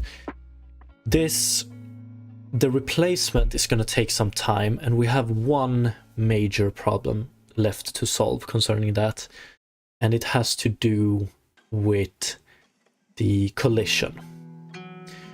I pretty much want to remove all height related stuff from the CPU and only, or from the meshes on the CPU, and just keep it and do all of the displacement on the GPU. But we're still gonna need to do collision on the CPU, right?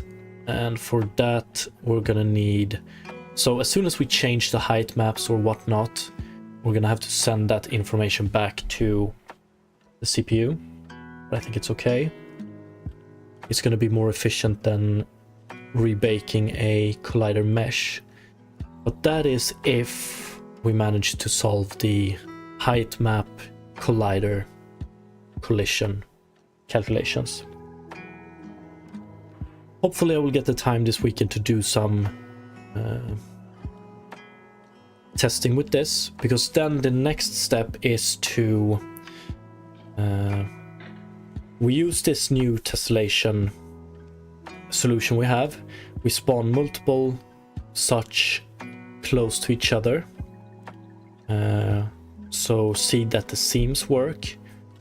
Then we implement height map collision detection. And when we have that in place, working, efficient, then we go back to the old implementation and replace the parts we need to replace. When that is done, we can move up or move back to the snow. We make that look beautiful.